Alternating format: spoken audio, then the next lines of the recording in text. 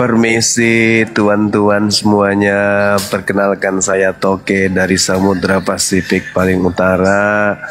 Hadir ke sini karena diutus oleh Yesus untuk memberikan minyak urapan kepada teman-teman yang ada keluhan, gangguan saraf bagian kiri di batok kepala. Silakan pasien pertama mungkin yang mau diobati segera untuk sembuh, silakan.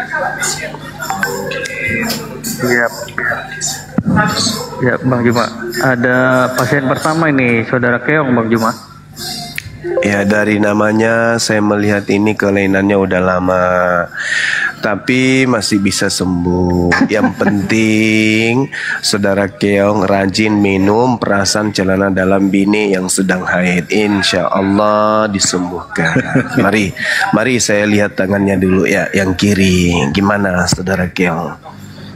Keluhannya gimana? Bang Keong, nggak usah malu-malu gitu, nggak usah pakai gemetaran, nggak usah, langsung aja bang. Sini tangannya yang kiri. Nah. Oh iya. Oke, kalau nggak saya aja ya. Ini pejabat dari mana? Tunggu lagi masak. Waduh. Satu-satu. Pasiennya banyak di sini. masakan tadi. Iya. Saudara Keong, mari kita diskusi pelan-pelan Saudara Keong. Cara saya nerapi pasien itu harus saya suruh bertanya dulu, biar ketahuan dari cara dia bertanya itu akan ketahuan gejala awalnya seperti apa. Silakan. Anda bertanya dulu tentang tema apa, temanya di sini.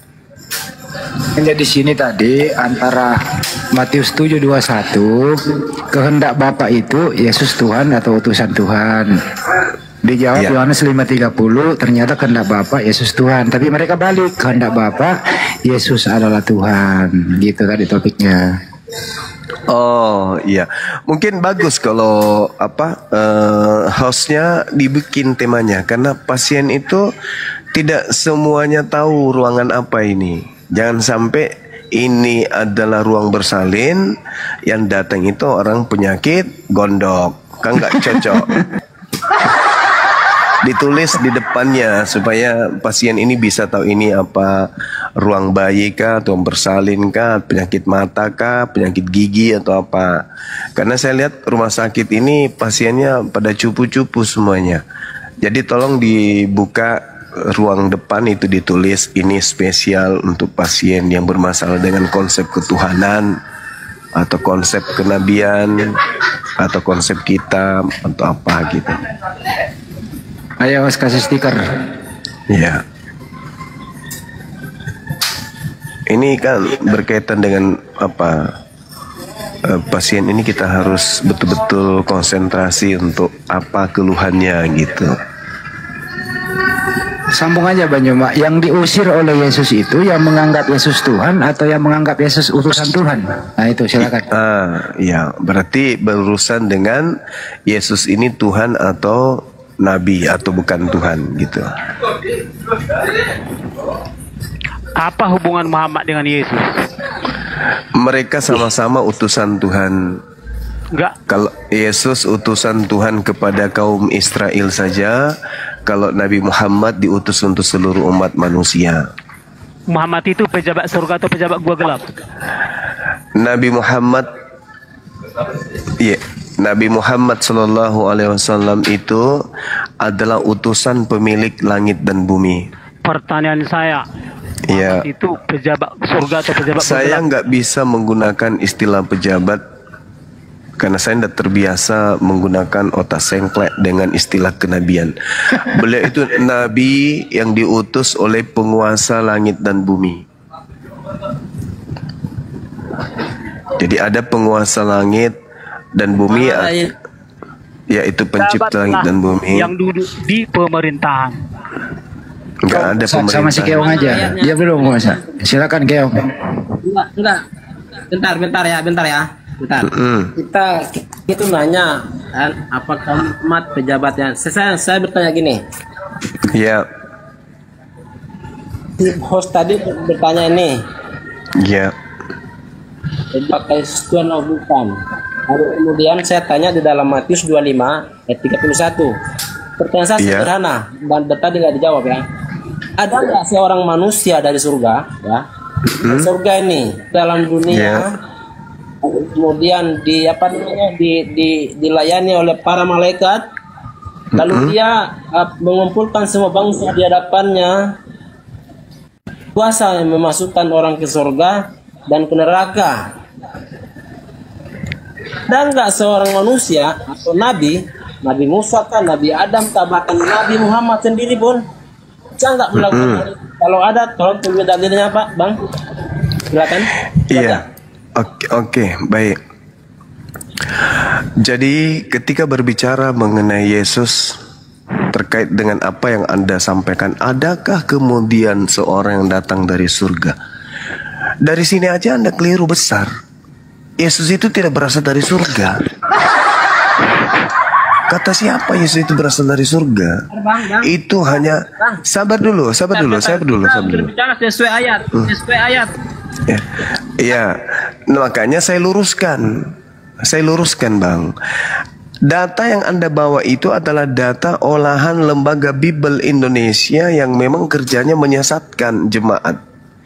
Itu bukan surga itu. Yesus itu adalah firman yang berasal dari langit. Dan Yesus ketika datang ke bumi ini itu tidak melalui surga terjun ke bumi, enggak. Tetapi Yesus itu keluar dari rahim. Yesus itu berasal dari rahim wanita bernama Maria, bukan dari surga. Cuman dipelintir kemudian oleh lembaga lupa ayat Injil. Sehingga yang tadinya langit itu dirubah menjadi surga. Nah, itulah hebatnya seorang Bang Suma yang bisa meluruskan sesuatu yang bengklot, yang sudah diimani 2000 tahun oleh orang-orang Kristen tapi tidak sesuai dengan penjabaran yang seharusnya. Yesus itu bukan berasal dari surga. Yesus itu berasal dari rahim seorang wanita bernama Maria. Dari sini aja kalian sudah salah besar.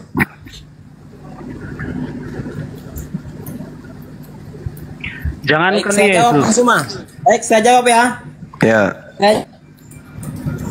Anda berkata bahwa Yesus bukan dari surga, dan Anda juga berkata bahwa Yesus adalah firman dari langit. Yang saya tanyakan. Ya. Kalau Yesus berasal dari langit, firman-Nya ya. Lalu kemudian ketika Anda berkata bahwa Yesus bukan dari surga, di sini Anda sudah salah. Ya. Ketika Yesus datang ke dalam dunia ini itu dari surga ya kan. Lalu kemudian di dalam Matius 25, apabila anak manusia datang dalam kemuliaannya ya, dan semua malaikat bersama-sama dengan dia berkata di atas kemuliaannya. Ini kan dia bukan dari dunia ini lagi datang ke dunia. Ini dari surga datang ke dunia. Tidak ada Yesus itu. Yesus itu tidak ada dari surga. Itu tidak adanya, itu lain cerita. Sekarang pertanyaan saya tadi, Anda nggak menjawab. Ada nggak seorang manusia atau nabi Anda sendiri yang bisa melakukan seperti Yesus? Cuman Yesus,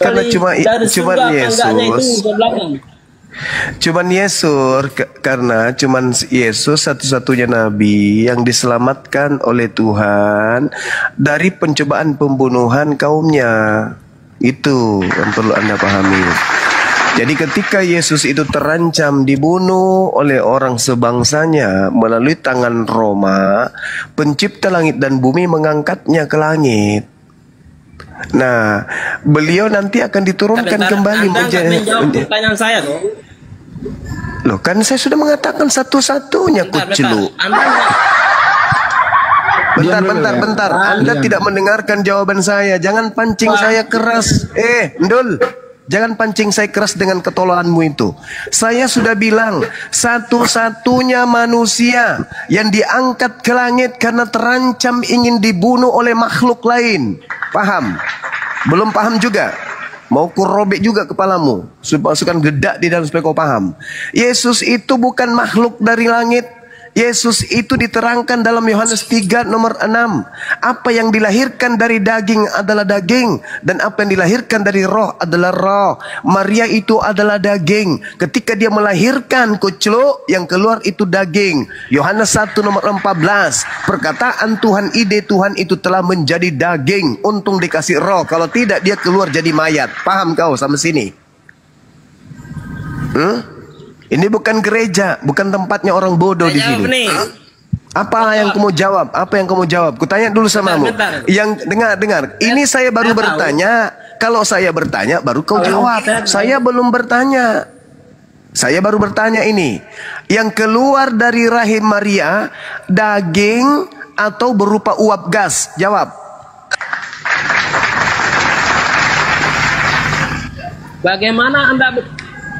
Bagaimana bisa saya menjawab? Anda aja menjawab kok. Ada nggak seperti manusia yang seperti Yesus yang datang dari surga menghakimi orang?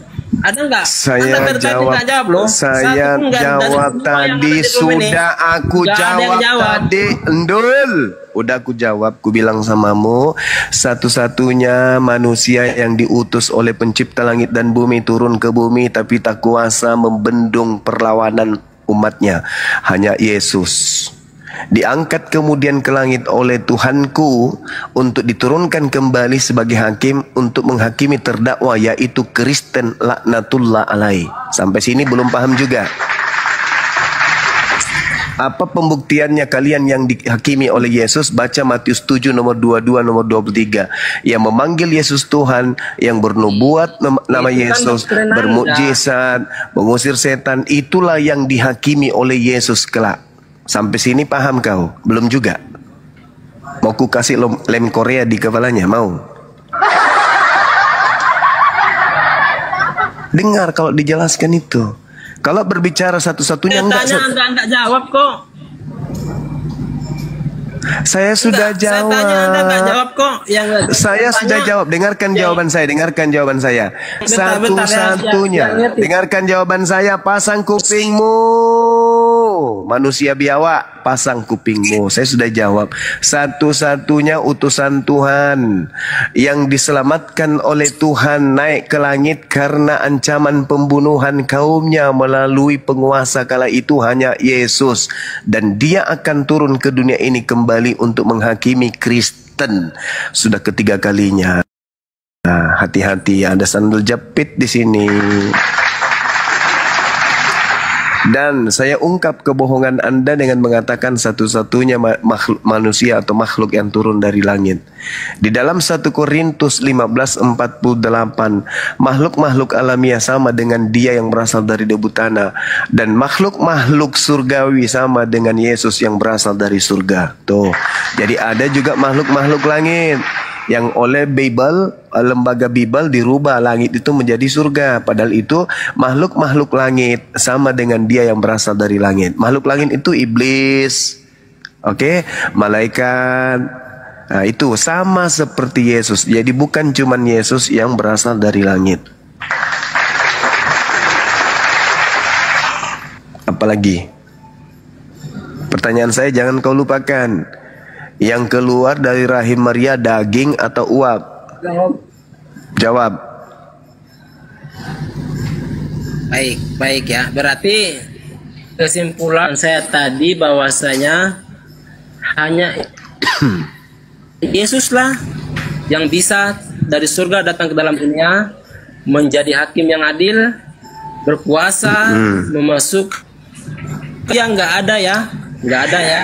Tidak ada Yesus berkuasa lame-lame. Tidak ada Yesus berkuasa. Markus 10:40, Yesus ditanya di situ dan Yesus menjawab, hal duduk di sebelah kananku atau di sebelah kiriku, aku tidak berhak memberikannya. Hal itu akan diberikan kepada orang-orang bagi siapa saja yang telah disediakan oleh Bapakku. Aku tidak berhak. Berarti Yesus tidak berkuasa. Jangan kau asal-asalan di sini. Ini bukan gereja. Kalau kau berbicara itu harus berdasarkan data. Ini bukan gereja, kawan. Pertanyaan saya ulang lagi ya. Yang keluar dari rahim Maria itu daging atau uap atau asap? Jawab. Daging yang bernyawa. Daging yang bernyawa. Kalau saudara Keong, apa yang keluar dari rahim Maria? Daging atau asap? Manusia yang Allah. Manusia yang sangat ajaib. Ya, itu betul, manusia ajaib. Keong, yang keluar dari rahim Maria itu daging atau asap? Ini bentar. Ini hostnya kok main mute ya? Kenapa ya? Dari tadi awak ngomong mute terus. Ya, silakan Anda jawab. Menurut Anda, ketika Yesus datang ke dalam dunia, jangan di mute ya. Iya, gantian. Ke dalam dunia, menurut Anda apa? Apa yang Anda lihat di situ? Dia kan manusia nih. Iya, Rohkah? manusia. Asapkah Daging. menurut Anda? Daging. Nah, pencipta Kalau langit kamu dan lihat daging bumi. manusia. Pencipta Manusia sama langit, seperti kita. pencipta langit dan bumi yang disebut Yesus sebagai Bapa, daging atau bukan? Daging yang paling Allah. Apa? Jangan dulu gue masak. Tunggu dulu kau. Udah.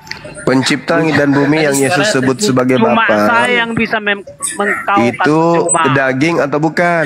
Bentar.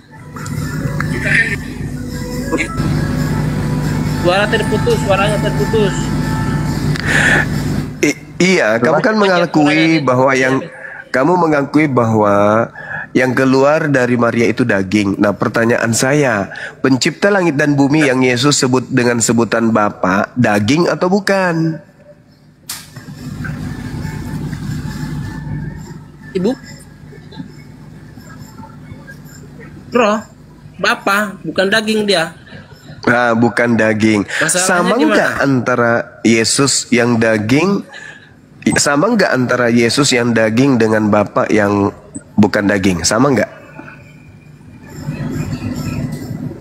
Logika Anda gimana? Sama nggak menurut Anda? Ya kok jadi Bapak tanya mau saya, dengan Bu? daging sama nggak? Ku lempar juga sabuk Tanya. kelapa nanti kalau lama-lama. Seharusnya kan Kenapa kau tanya balik ke saya? Saya tanya ini sama pemahaman Anda bahwasanya sama tidak daging dengan Bapak yang bukan daging. Sama nggak?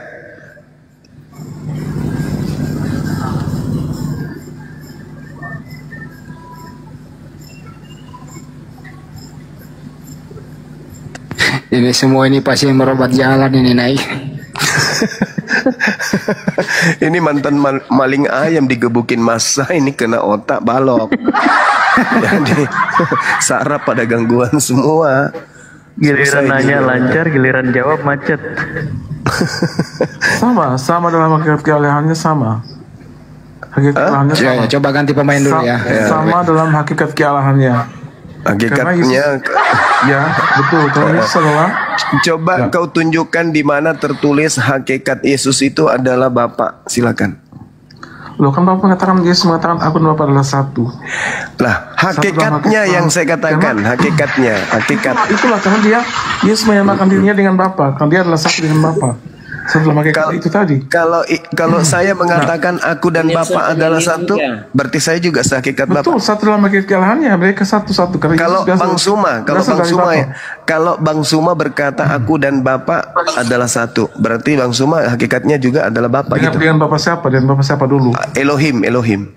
Tidak sama dong, karena kamu Kenapa bukan dari tidak sama? Karena kamu Kenapa bukan dari tidak? Allah. Kamu bukan dari Allah, kamu manusia. Semua Karena manusia itu manusia itu berasal asal-usulnya- dari Allah. Yesus Matius asal-usulnya 4 Yesus 4 nomor Oke, Yesus- 4. Matius 4 nomor 4. Manusia Yesus itu asal-usulnya dari Allah. Dia adalah firman yang berasal dari Allah. Aduh, parah ini. Bro, Udah lah, kamu gantian. ngomong. Kamu harus Gantian. memilih bahwa Gantian Kamu dulu, ngomong. Bang Juma dulu bicara, baru Anda jangan. ya saya jelaskan jawaban saya gini. Anda belum bertanya, nanti aja. Kenapa Nanti Anda Yesus jawab. sama? Karena dia adalah firman Allah yang menjadi manusia. Saya juga Allah firman nggak Allah yang bersama- jadi Kamu bukan manusia. firman Allah, kamu ciptaan. Saya juga Kamu firman ciptaan Allah. seperti Adam. Kamu baca Adam. Matius 4 nomor 4. Kau baca. Matius Kamu 4 nomor itu 4. ciptaan Kamu seperti baca Adam. Matius Seperti 4 Adam. nomor Kamu turunan 4. Adam. Kamu Kamu bukan baca berasal dari- Matius Cuma 4 nomor beda 4. dengan Yesus. Bang Riyandi, kamu- tolong tertib Bang Riyandi. Kamu Tolong baca, tertib. kamu baca Matius 4 nomor 4. Bang Suma juga Kalau berasal Juma dari firman. beda dengan Yesus. Bedanya di mana? Jangan disamakan. Bedanya Yesus dengan saya apa? Coba. Ya, silakan. beda dong. Bedanya di mana? Yang pertama aja. Beda. Perbedaannya yang pertama. Ya. Yesus tanpa persetubuhan ayah dan ibu, lahir dari Roh Kudus. Sementara Bang Zuma lahir dari mana? Saya tanya. Oke. Coba saya tanya aja. Oke. Yesus berasal dari firman. Matius 4 nomor 4. Bang Suma juga berasal dari firman. Rohnya Yesus berasal dari Allah. Bang Suma juga rohnya berasal dari Allah. Kejadian 6 Bentar. nomor 3. Samanya itu. Apa bedanya? Coba. Apa bedanya? Aku dan Yesus rohku sama-sama dari Allah. Apalagi? Apanya lagi yang beda? Ayo. Bang Juma laki-laki, Yesus laki-laki nggak? Iya. Jelas beda Apa lah. bedanya? Beda Anda dengan Rohnya Yesus dengan rohku sama. Kejadian 6 nomor 3. Dagingku dan dagingnya Yesus sama. Matius 4 nomor 4. Apa bedanya aku dengan Yesus? Gak ada. Gak ada bedanya. Coba kasih yang bukti bahwa aku dan Yesus itu beda, itu di mana? Coba. Gak ada bedanya. tadi kan udah saya tanya. Apa tadi. bedanya? Bahwasannya Bang Juma Apa disunat, bedanya? Yesus disunat nggak? jauh berbeda. Disunat juga. Ya sama. Sama. Nggak sama Anda dengan jauh kali. Gitu. Apa bedanya? Apa bedanya? Bang Suman dengan Yesus itu bedanya di mana? Yesus. Bentar. Saya dulu. Bentar dulu. Tadi kan saya bilang ke dalam dunia ya melalui proses kelahiran dari Bunda Maria, persetubuhan ayah dan ibu. Terus Lahir apa? dari mana? Pak. Apa maksudnya? Lalu kemudian itu yang pertama. Lalu kemudian Apa? Yesus berasal dari surga, ya turun ke terus? dalam dunia lagi, menghakimi semua orang termasuk Anda. Anda bisa nggak? Itu konsep agamamu. Anda jangan katakan. Hei, seluruh manusia itu berasal dari surga. Semuanya. Tidak ada manusia tidak berasal dari surga. Kata siapa? Kata siapa? Enggak. Kata Bible. Anda berdalih di sini. Kata Bible. Enggak ada. Kata Bible. Yesus berkata. Kata Bible. Kejadian 6 nomor 3, Zakaria 12 nomor 1. Oke, jadi aku dan Yesus itu satu, sama. Aku dan Yesus itu sama, nggak ada bedanya. Cuman Bang Suma itu ganteng sedikit, paham? Apa bedanya Ini Yesus hostnya kok dan Bang main Suma? mute ya? Kenapa ya? Nggak ada, Beb. Dari sumbernya sama, ya, roh kami sama, jasad kami sama. Kami sama-sama berasal dari Elohim. Dak, gugur. Diam dulu, bentar dulu belum selesai. Bang Juma pernah dikandung nggak? Pernah, Yesus pernah, Yesus pernah jadi bayi nggak? pernah, Bang Juma pernah merasakan ASI? pernah. Waktu masih bayi udah bisa lari kenceng nggak? Iya, sama-sama enggak. Sama-sama enggak. Terus bedanya apa ya? Enggak ada bedanya, dia cuman diberi kelebihan kenabian aja. Nah, itu perbedaannya. Dia hanya seorang nabi. Bang Suma seorang guru, beda. Bolehlah saya menjawab. Pejabat datang. Pejabat negara datang. Begitu saudara Keong. Jadi kalau mau manusia kau tuhankan, mending kau pilih saya aja. Masih bisa kau temui, bisa kau datang cium tangannya, cium kakinya, daripada kau menghayal kayak begitu anak orang kau tuhankan. Mending ini Bang Juma, mending kami menuhankan manusia seperti Yesus. Ya, yang hidup dan menghidupi daripada saya mempercayai sesuatu yang mati. Contohnya kayu di mana Yesus menghidupi, di mana dalilnya? Kasih dalil. Kasih dalil. Batuan gitu kan. Banyak dalilnya Yesus menghidupi kok. Ya, coba silakan. Yesus berkata ya. Yesus berkata mati apa? Yohanes 11 kan? Barang siapa percaya kepadaku, ia akan hidup walaupun ia sudah mati. Lalu kemudian ketika ia menghidupkan Lazarus. Bukan Yesus menghidupkan. Ketika pada akhir zaman. Bukan Yesus menghidupkan. Maksudnya kalau itu. Anda kan nggak bisa. Dia digaransi. Bentar. Kalau Anda nggak bisa, bahkan Nabi. Oh, saya juga bisa. Saya juga bisa. Bisa saya. Siapa bilang tidak bisa? Sudah berapa banyak orang saya mualafkan dari mati jiwa mendapatkan hidup. Hei, orang-orang yang mendengarkan pengajaran saya dan mereka kemudian percaya Tuhannya Yesus itu satu-satunya Tuhan, dan Nabi yang diutus kepada Bani Israel itu adalah Nabi utusan Tuhan, Rasul utusan Tuhan kepadanya, lalu beriman kepada baginda Rasulullah Muhammad SAW melalui pengajaranku, maka orang itu akan memperoleh hidup. Apa bedanya dengan Yesus? Gak ada. Coba. Anda kebiasaan bertakiyah sih. Tidak bisa dong. Gak bisa Anda mengatakan Anda bertakiyah. Ya ayyuhalladzina amanu qu anfusakum wahlikum nara. Saya bisa. Saya bisa menjaga diri saya, menjaga keluarga saya, karena itu perintah Al-Quran. Menjaga daripada kematian kekal, berarti saya menjaga agar keluarga saya hidup kekal. Bisanya saya jadikan anak-anak saya menjadi anak yang soleh dan soleha. Artinya saya bisa memberikan hidup yang kekal kepada mereka, yaitu surga. Al-Quran saya mengatakan itu. Samanya seperti Yesus, kawan. Giliran saya deh yang nanya ke Bang Juma. Bang Juma, ya. Tuhan siapakah yang pernah mati terkutuk di tiang salib?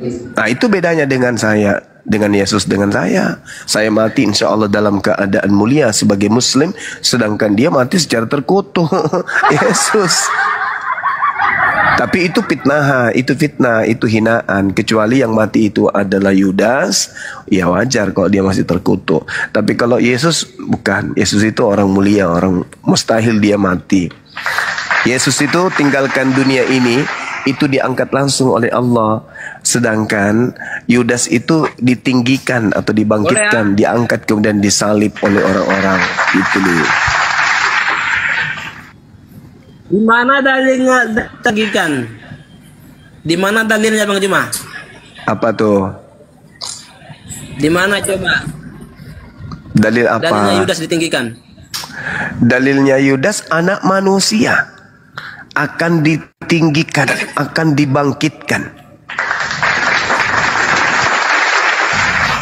Anak manusia. Siapa? Yes. Kepada siapa? Iya, siapa lagi kalau bukan Yudas? Siapa lagi? Siapa lagi kalau bukan Yudas? Karena kenapa? Yesus mengatakan di dalam Lukas 24. Kita kan Yesus berkata di data Lukas 24 nomor 44. Harus tergenapi semua yang tertulis tentang aku di kitab Mazmur. Di dalam kitab Mazmur 109. Pak, kau komentari aja dulu, Bapak, kau komentari. Gantian dulu. Ya. Di dalam Mazmur 109 data 1 sampai data nomor 31 itu semuanya adalah doa-doa Yesus untuk Yudas. sesuai dengan apa yang diterangkan oleh Yesus di dalam Lukas 24 nomor 44. Mau saya bacakan kepada kalian, mau? Nggak usah. Selamat malam usah semuanya. Ya. Ya, sekarang host tolong tanya Bang Juma 06 official nih. Dia bisa gak berdiskusi dengan saya pakai Bisa. aturan? Bisa, Jangan bisa. memotong narasi orang. Bisa gak? Tanya dia dulu. Bisa. Ya, Yakin? yang penting Yakin? yang penting syaratnya ada dong. Yang penting lawan diskusi saya itu berakal. Itu aja. Nah, saya udah jangan tengil ya. Anda tuh tengil. Sebel saya. Anda berakal nggak nih? Enggak, yang bilang pinter tuh cuma follower Anda. Anda berakal nggak? Pinter Juma. Anda berakal Ya nggak? sekarang jangan potong narasi saya. Anda Kita berakal gantian, nggak? ya. Kan kita belum Oke, mulai. Kita santai aja tentukan deh. tema yang paling Anda kuasai. Oke. Apa kata Anda barusan? Tentukan tema yang paling Anda kuasai. Oke, baik. Oke. Jangan potong narasi saya ya. Siap. Saya angkat tema. Siapa yang menginginkan penyaliban terhadap Yesus? Iblis atau Elohim?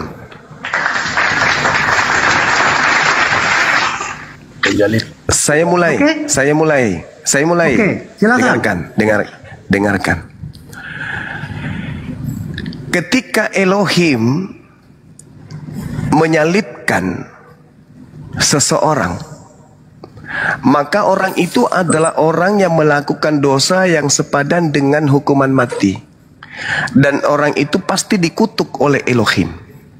Tolong tunjukkan data di dalam kitabnya orang Yahudi, orang suci, orang yang dikasihi, dikutuk oleh Elohim.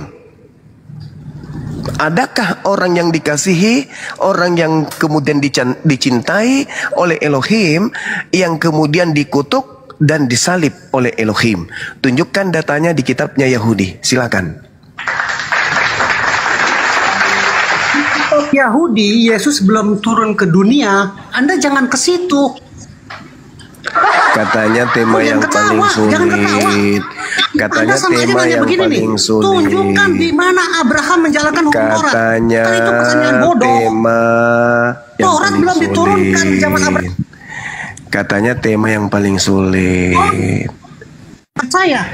Memang semua Anda setan, sebenarnya Juma. semua setan Nih, kau ajak ke pertanyaan sini, Anda tuh. teman-temanmu memang nggak Tunggu, ngomong sanggup, mulu lah. nggak bisa sanggup, Nih, nggak sanggup menghadapi pertanyaan Anda tuh, manusia. pertanyaan begini. Gua turunkan kau. Di mana Abraham Jangan Bang Andi.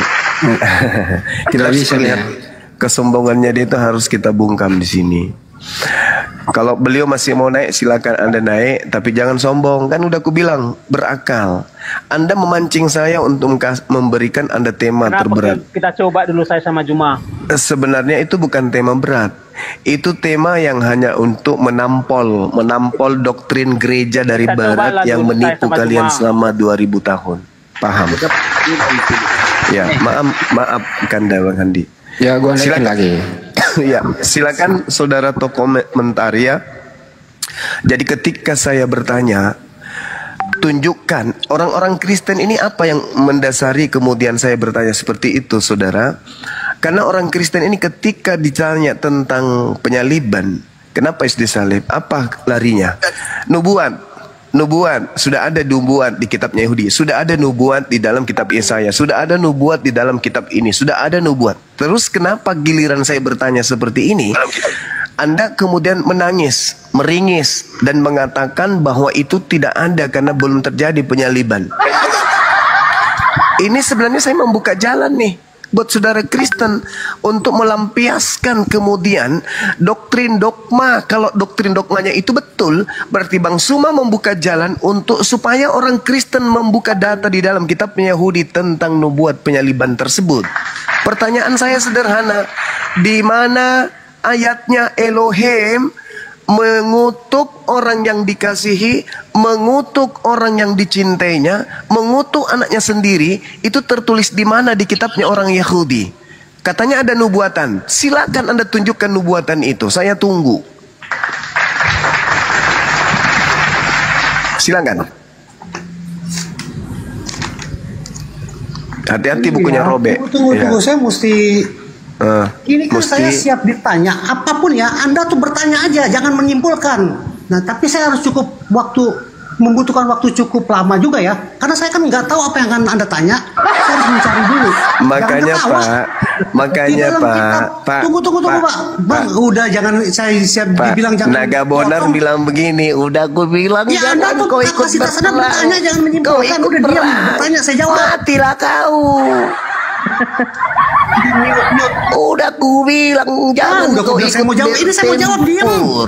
Tengil, agak lu tengil, tau gak? Biji pelermu masih sebesar kelereng, jangan ikut bertempur. Kau ikut pula bertempur, matilah kau. Tengil, nih saya jawab ya. Lu buat, bukan agak lu tuh tengil, tau gak? Udah silakan. Dipikir keren gitu. Silakan. Cuma.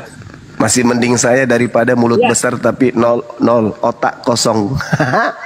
Anda otak kosong nih. Udah, semua narasi Anda tuh kacau, Juma. Nggak usah merepet. Jawab. Ini siapa yang nge-mute saya sih? Jawab di mute. Oke, nubuat tentang Yesus ya. Di dalam kitab Ulangan 18 ayat 15. Saya baca ya. Ya.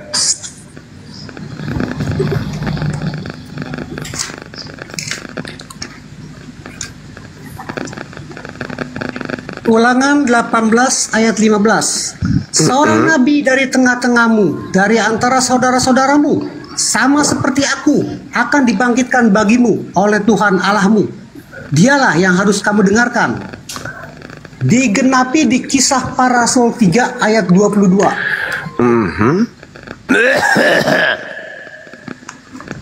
Maaf. Nih, yang mau muntah tuh saya sebenarnya kalau nggak dengar kesimpulan Anda. Mana dalilnya Elohim menginginkan membunuh, mengutuk orang yang dikasihi, Cak Kangkung? Ya ntar dulu, ntar semuanya ada nubuatannya di Nabi di kitab Yesaya tuh, nubuatan penderitaan Yesus tuh. Tengil. Butuh tisu nggak? Enggak, cuma Anda tuh nggak pantas menyimpulkan. Anda bukan orang Kristen. Saya tidak menyimpulkan, pemakan beda. Saya cuma bertanya. Gue juga bisa ngehina ya. Di mana? Yang bilang keren tuh cuma follower. Di mana dalilnya Elohim mengutuk orang yang dikasihinya, orang yang dicintainya? Di mana? Di mana dalilnya? Bentar Bang Juma. Lihat. Ini saya mengatakan Anda pemakan dada karena Anda pemakan babi kan? Babi kan makannya dada. Nggak usah tersinggung dengan kayak gitu. Yang kayak gitu aja tersinggung. Tapi nyembah manusia nggak tersinggung. Santai aja bro. Tengil tau gak? Tengil-tengil begini tapi sudah banyak orang kuaraskan dari golongan kalian. Ya karena follower Anda nggak ngerti, orang nggak mengerti semua. Oh bukan, ini buktinya Anda kelabakan. Udah berapa menit ini? Ponganya Anda mari dengan saya Bansuma mana? Nih, syaratnya cuma Anda tuh orang nggak mengerti apa-apa tentang Kristen. Ya sudah, saya kan udah bilang syaratnya cuma berakal doang kalau mau diskusi dengan Anda nggak berakal. Ya kalau Anda sendiri berakal nggak? Oh, berakal dong. Ya sudah, kalau Anda berakal serahkan kepada saya datanya. Mana Tuhan mengutuk orang yang dikasihi, itu dalilnya di mana? Oke. Yesaya 53. Ada di situ orang dikasihi dikutuk. Itu nubuatan tentang Yesus. Saya tidak minta nubuatan, Kucluk. Itu Anda harus minta nubuatan, tidak minta yang nubuatan. saya tanya di mana dalilnya? Di mana dalilnya? Anda tuh diskusinya cuma bisa begitu. Di mana dalilnya Elohim mengutuk orang yang dikasihi, mengutuk orang yang dicintai?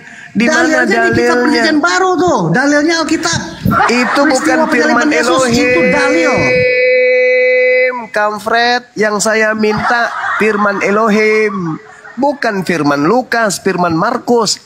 Firman Elohim, Kuclu. Kitab Injil itu saksi mata peristiwa yang terjadi. Saya tidak itu mau ditipu. Katanya kamu cerdas, katanya kamu berakal. Yang saya minta benar, saya lebih berakal dari Anda. Firman Elohim. Sejak kapan Lukas jadi Elohim? Sejak kapan Markus jadi Elohim? Markus itu saksi mata yang menulis saya peristiwa. Tidak tanya saksi mata, Kuclu. Saya jawab itu. Yang saya minta firman Elohim, Cak Kangkung. Keren, Bu. Ini yang bilang keren tuh follower Anda doang, tau gak? Iya, Orang ini Pak Juma buktinya. masih dipertahankan apa dilepas? Biarin aja Bang Ade, biar dia gila di sini. Biar dia gila di sini. Gila Iya, dan biar akan Anda pergi gila dengan juga. bangga. Anda kalau sama saya Yang nggak boleh saya gila. minta Kalau nggak ada dalil saya, Anda gila firman sendiri tuh, Elohim. menimbulkan iman Kristen. Kalau ada saya nggak boleh gila Anda ya. Saudara, yang saya minta dalil firman Hey. Elohim. Nggak boleh. Firman Elohim Nggak yang boleh gila saya di sini. minta. Firman Elohim. Anda ngerti nggak sih Ya, firman Anda nggak Elohim? boleh gila di sini ya. Anda dengerin yang saya jangan minta gila. firman Kalau ada saya, Elohim. jangan gila. Saudara, yang saya minta firman Elohim, kan Yesus berkata nih, saya kan tadi beranjak dari Lukas 24 tuh. Lukas 24 nomor 44 kan itu pernyataan Yesus tuh, bro. Apa kata Yesus? Harus tergenapi semua yang tertulis tentang aku di dalam kitab Mazmur. Nah, saya minta di dalam kitab Tanak, di dalam kitab nabi-nabi, saya minta tolong tunjukkan firman Tuhan di mana Tuhan mengutuk orang yang dikasihi, orang yang dicintainya. Berarti Anda harus menunjukkan kepada kitab yang ditunjuk Yesus, bro. Kitab Taurat, Mazmur, dan kitab nabi-nabi. Lukas Anda tunjukkan Lukas bukan nabi. Markus Anda tunjukkan dia bukan nabi. Surat Paulus bukan nabi. Hargailah itu. Lukas 24:44, pengarang Lukas mengatakan harus tergenapi semua yang tertulis tentang aku di dalam kitab Taurat, kitab nabi-nabi, dan kitab Mazmur. Maka jangan salahkan saya minta dalil. Tolong tunjukkan di mana Tuhan mengutuk orang yang dikasihi dan dicintai. Tunjukkan dalilnya, silakan. Oke, ya saya nih ya, di dalam kitab Taurat jangan tepuk-tepuk tangan. Emang keren. Lu pikir lu keren? Di dalam kitab Taurat, Ulangan 18 ayat 15, digenapi di Kisah Para Rasul 3 ayat 22 dan Kisah Para Rasul 7 ayat 37. Di dalam Mazmur 110 ayat 1. Baca ayatnya, Di Bang. dalam digenapi di dalam Matius 22 ayat 41. Di dalam Yesaya 7 ayat 12. Coba. Di dalam Yesaya 40 ayat 3. Narasinya baca, Digenapi Bang. di Matius 3 ayat 1. Yesaya 53 ayat 3. Zakaria 9 ayat 9. Digenapi di Matius Makulau, 21 ayat 4. yang saya Di minta Yesaya itu 43 bukan ayat 11. Daniel 7 ayat 13. Ini bukan gereja. Ini bukan gereja loh. Saya Ya, kan Anda udah mau bilang, nanya, mau minta jawaban syarat apa? diskusi dengan Bang Sumai itu berakal. Dari tadi saya ini kacau. Di dalam Yesaya 7, Tengil lah, kalau tengil, Yesaya tau 7, dengar. Dengar. Gua ngapain ngedengerin lu, Wahai nggak ngerti manusia apa-apa kucuk. ngedengerin. Lu yang penyembah iblis, dengarkan saya. mesti ngedengerin gue. Yesaya 7 nomor dengerin, 14. Sebab itu Tuhan sendirilah yang akan memberikan kepadamu suatu pertanda. Sesungguhnya seorang perempuan muda mengandung dan akan melahirkan seorang laki-laki dan dia akan menamai dia Immanuel. Saya tidak minta itu. Saya minta firman Tuhan terkait dengan Tuhan mengutuk orang yang dikasihinya. Apa kamu nggak malu? Nggak malu di hadapan orang Kristen Indonesia? Kamu dipersaksikan loh itu. Ya, kamu masih dengar di bawah kan? Kamu dipersaksikan oleh orang Kristen. Orang Kristen itu benci kali dengan Bang Suma, asal kau tahu. Benci sebenci-bencinya. Jadi setiap Bang Suma live, mereka akan memperhatikan, mereka mencari di mana kesempatan Bang Suma ini jatuh dan di mana kesempatan Bang Suma ini bisa dikalahkan oleh saudara kami Kristen. Tapi ternyata rugi mereka beli data, nonton kelompok berkelompok mereka nonton, se-RT mereka nonton, berharap si toko yang tadi ini bisa mengalahkan Bang Suma. Tapi ternyata apa? Yang saya minta, di mana Elohim mengutuk orang yang dikasihi, orang yang dicintainya. Itu di mana? Di mana dalilnya? Kan gak ada, bro. Berarti penyaliban terhadap Yesus itu hoax. Ini saya jawab itu ya. hoax itu. Silakan. Ingat ya, harus pakai akal. Syaratnya harus berakal. Yesaya Silakan. 53, Yesaya 53 ayat. Bentar. Di mana? Yesaya 53 Coba ayat Anda 6 ya. baca. Silakan Anda baca. Kita mengambil jalan sendiri. Tapi Baca. Tuhan telah menimpakan kepadanya kejahatan kita sekalian. Jadi Tuhan pada Yesus Yang saya Dia minta dianiaya, Tuhan tetapi dia mengutuk. membiarkan diri ditindas dan tidak Tuhan Yang telah menimpakan kepadanya kejahatan kita seteraniaya sampai mati di kayu salib. Kenapa? Mana ada dalilnya begitu di situ? Halo. Parah ini orang. Baca biasa. Kita sekalian sesat seperti domba kita baca ya teman-teman. jalannya sendiri. Yesaya 53 Tetapi Tuhan telah bentar. nomor 6. Saya dulu ngomong. Banyak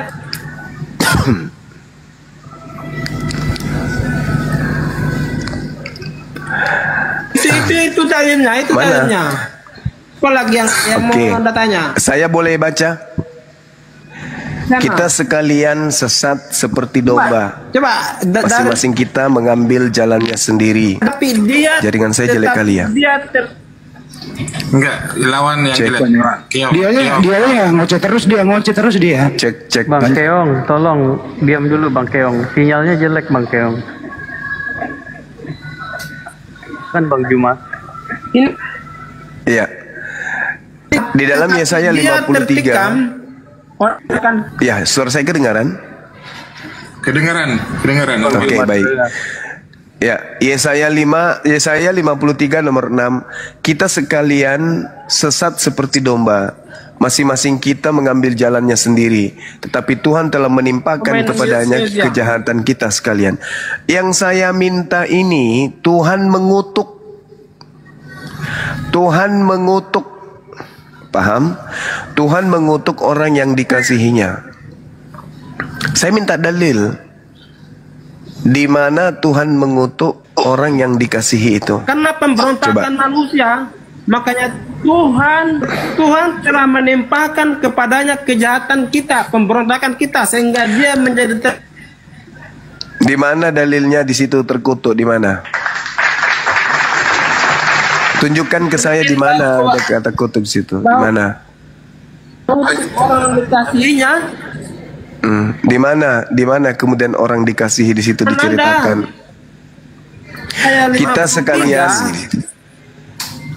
Kita sekalian sesat seperti domba. Masing-masing kita mengambil jalannya sendiri. Tetapi Tuhan telah menimpakan kepadanya kejahatan kita sekalian. Yang saya minta di sini dalil Tuhan mengutuk orang yang dikasihi. Coba. Itu pemikiran Anda. Sekarang saya tanya, Kak.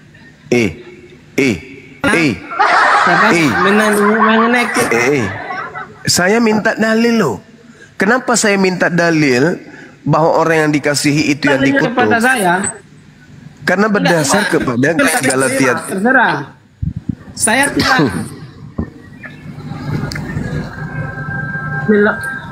53 ayat 6 ini. Tetapi Saya minta dalil. Kepada saya. Saya minta dalil orang yang dikasihi kemudian dikutuk oleh Tuhan.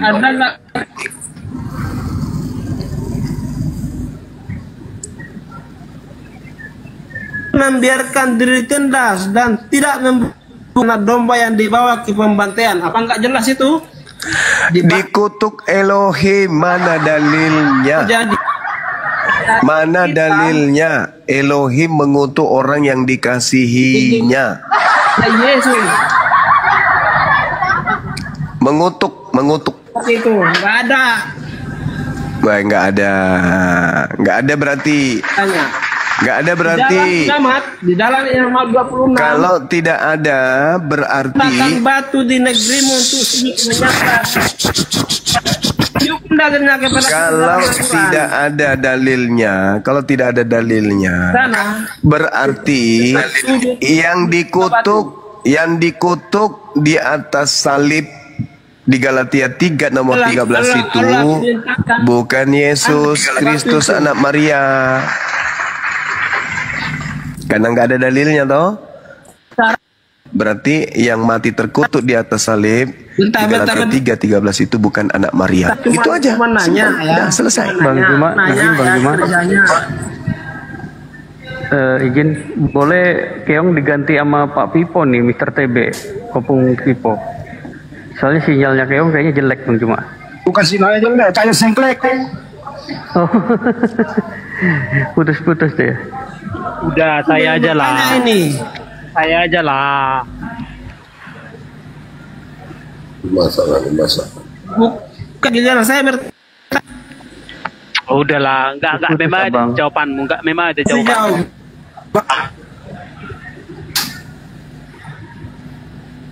Kayak sesat, masing-masing mengambil jalan sendiri. Tetapi Tuhan telah menilai Yesus.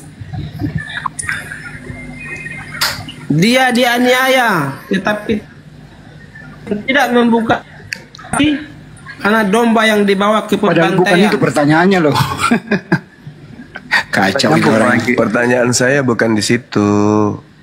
Pertanyaan saya, di mana dalilnya Elohim mengutuk orang yang dikasihi? Saya jawab ya. Saya jawab. Dan Ngomong sendiri dia, Bang Andi. kalau dalilnya, dalil di dalam Alkitab mengatakan bahwa Allah seperti itu nggak ada memang. Udah. Nggak ada. Berarti.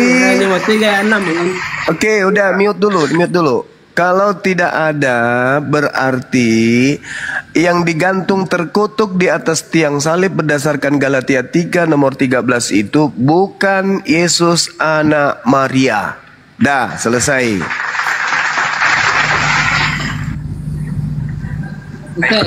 Oke, baik. Gitu dong. Udah selesai. Makanya saya nggak bisa jawab itu pertanyaan. Clear. Berarti bukan Yesus. Makanya di dalam Mazmur 109, di situ jelas dikatakan Yesus itu bernubuat. Yesus itu menceritakan tentang dirinya. Nggak usah bawa Mazmur. Lah, Yesus sendiri yang mengatakan itu kok. Yesus yang berkata harus tergenapi apa yang tertulis tentang dirinya di dalam kitab Mazmur, kawan. Di dalam Mazmur 109 dikatakan begini. Sebab mulut orang fasik dan mulut penipu ternganga terhadap aku. Mereka berbicara terhadap aku dengan lidah dusta. Siapa orang fasik yang dimaksud? Yudas.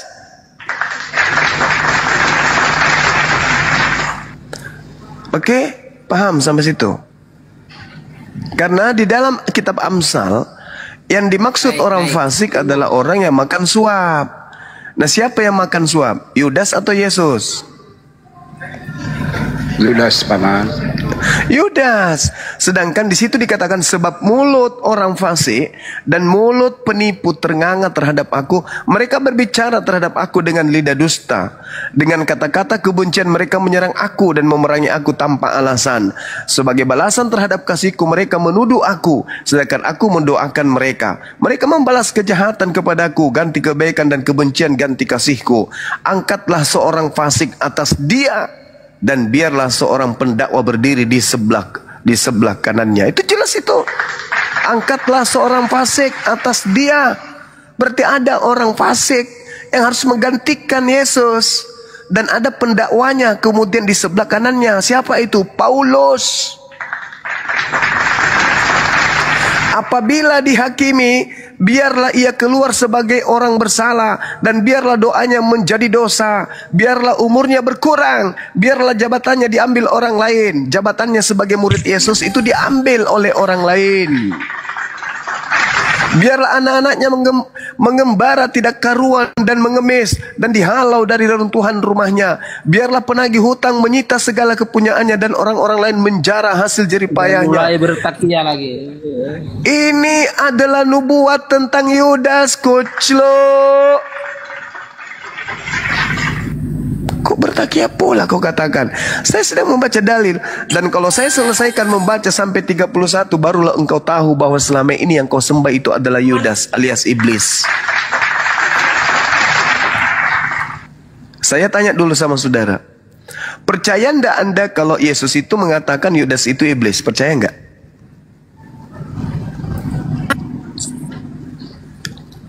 Percaya enggak kalau Yesus berkata Yudas itu iblis?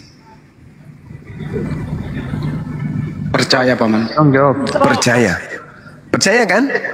Nah, kalau Anda percaya bahwa Yudas itu adalah iblis dan terbukti bahwa yang disalib itu adalah Yudas, berarti yang kamu sembah siapa? Sibilisisis. Nah, Sibilisisis. Di mana Yudas disalib? Iya, tadi dalilnya saya sudah bacakan loh. Bukti Yudas yang disalib adalah Jelas saya tidak memelintir. Sekarang dengarkan saya. Bahkan di dalam Quran sendiri Yesus mati, wafat. Lukas. Kristus telah menebus.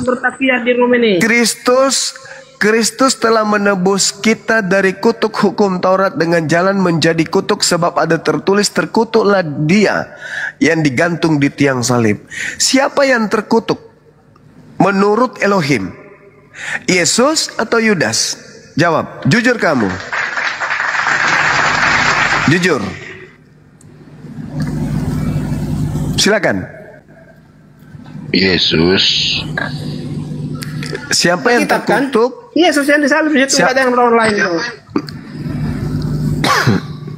Siapa yang terkutuk? Yesus yang terkutuk, di situ mati terkutuk.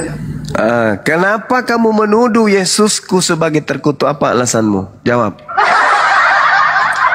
Apa alasanmu? Itu sudah sesuatu yang harus terjadi. Tidak ada yang bisa menghindari. Itu maumu.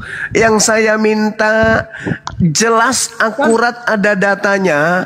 Kenapa kalian menuduh bahwa Yesus itu terkutuk? Apa alasannya dan apa dosa Yesus sampai dia terkutuk? Jawab. Memang sudah direncanakan. Itu maumu. Yesaya 53 saya dari tadi minta dalil. Saya dari tadi minta dalil. Di mana Elohim mengutuk? Di mana Elohim mengutuk orang yang dikasihi dan dicintainya? Anda tak sanggup membuktikan dalil itu. Oke. Anda yang nggak terima, Anda mengikuti pemikiran Anda sendiri. Saya tidak mengikuti. Oke, sekarang saya tanya. Sebab dengar kawan, santai kita ya. Kita berdiskusi secara ilmiah nih ya. Sebab ada tertulis, terkutuklah orang yang digantung di atas tiang salib. Tertulis di mana? Tertulis di mana? Itu Anda baca, Anda tahu dong. Di mana tertulis di mana? Jangan kau pakai jurus. Banyak ngomong ayat dia nggak tahu. Digantung di tiang salib. Tertulis di mana? Tertulis di mana? Ya Anda kan udah tahu Galatia berapa, coba. Anda kan Otet. Inilah kamu cuma modal kuping. Kalau di gereja kamu itu cuma modal kuping. Kau ke gereja itu cuma lihat paha saja di sana. Bukan kau ke sana dapat ilmu. Kamu Anda hanya karena tercatat sebagai Nah sekarang kenapa Anda nggak tahu? Tertulis di mana itu? Terkutuklah orang yang digantung di atas tiang salib. Kenapa Anda nggak tahu? Apa ngapain kau ke gereja hari Minggu? Ngapain? Saya kasih Ngapain? menerima sesuai dengan Ngapain kamu ke gereja? Ngapain kamu ke gereja hari Minggu? Ngapain? Kau coli di sana lihat paha cewek, ya? Atau kau ke sana karena di situ ada minuman keras yang gratis sampai kau ke situ?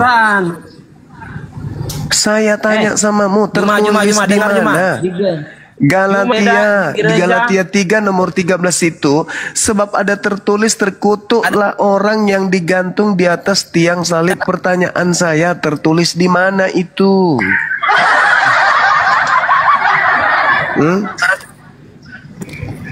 Tertulis di mana? Bang Juma. Oke, Bang Keong, gantian dulu ya Bang Keong ya. Bang Keong, gantian dulu ya. Silakan, Ya. silakan. Jangan ini gantian Bang dengan Juma saudara yang lain. dia nih, nggak bisa nih dibiarin. Keluar. Hadapkan saya dengan orang Kristen yang paham Bible. Ya, Bang. Tapi yang berakal ya. Terima kasih sebelumnya ya Bang. Semoga sehat selalu abang-abang semuanya. Siap. Ya, silakan. Saya baru masuk langsung besarkan saya langsung di sini. Kenapa gitu Bang? Iya, saudara. Saya ditanya, di mana buktinya bahwa Yesus itu tidak disalib? Saya jawab, bukti tertulis secara akurat di dalam kitab Anda sendiri. Di mana itu? Galatia 3 nomor 13. Itu bukti bahwa bukan Yesus yang disalib. Sebab yang disalib di situ adalah orang yang dikutuk oleh Elohim. Galatia 3 nomor 13. Nomor 13. Apa dikatakan situ Bang? Kristus telah menebus Kristen dari kutuk hukum Taurat dengan jalan menjadi kutuk oleh karena Kristen, sebab ada tertulis, terkutuklah dia yang mati digantung di atas tiang salib. Pertanyaan saya, apakah Yesus itu manusia terkutuk? Dia manusia kudus tapi rela menjadi kutuk supaya kami yang terkutuk itu maunya saudara, itu maunya saudara. Bukan maunya saya, bukan maunya itu saya, maunya saudara. Itu maunya saudara. Bukan, itu ada tertulis loh Bang. Iya, itu maunya saudara. Makanya saya tanya dulu, tuntaskan dulu, di mana tertulis Kristus telah dikutuk? Di mana tertulis bahwa sebab ada tertulis, terkutuklah orang yang digantung di atas tiang salib? Itu tertulis di mana?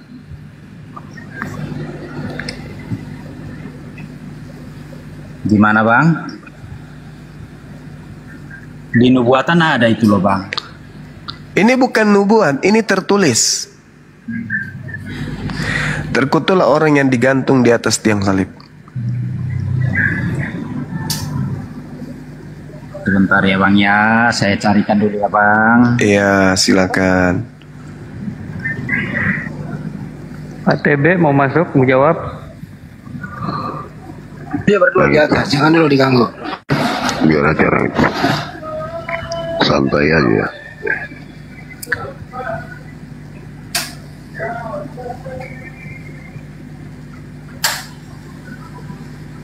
Di mana Yesus apa tadi? Dulu ini Bang.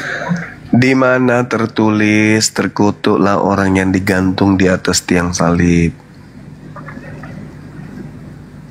Oh iya, sebentar ya Bang ya. Iya. Salah ketik. Ini saudara-saudara Kristen ke gereja belajar apa ya?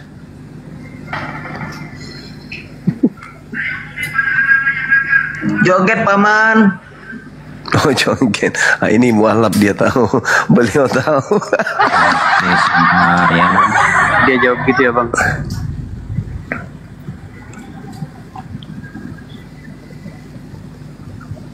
Oh iya, ada tertulis Bang di Galatia 3 ayat 13. Nah, Kristus telah menebus dari kutuk hukum Taurat dengan jalan menjadi kutuk karena kita, sebab ada tertulis, terkutuklah orang yang tergantung di kayu salib. Jelas ya Bang ya? Nah, itu tertulis di mana? Tertulis di Alkitab Perjanjian Baru Galatia 3 ayat 13. Iya, sebab ada tertulis, terkutuklah dia yang digantung di atas tiang salib. Tertulis di mana itu? Tertulisnya di Ulangan 21 ayat 23 Bang. Masya Allah. Nah, di Ulangan 21 nomor 23 itu, orang yang terkutuk itu siapa yang mengutuknya di situ? Persoalan siapa yang mengutuk itu, bukan itu yang menjadi esensi Bangku. Nggak bisa, nggak boleh, nggak boleh. Di nggak sini boleh, Bang. yang ditekankan di sini, terkutuklah orang yang terkutuklah orang yang digantung di atas tiang salib.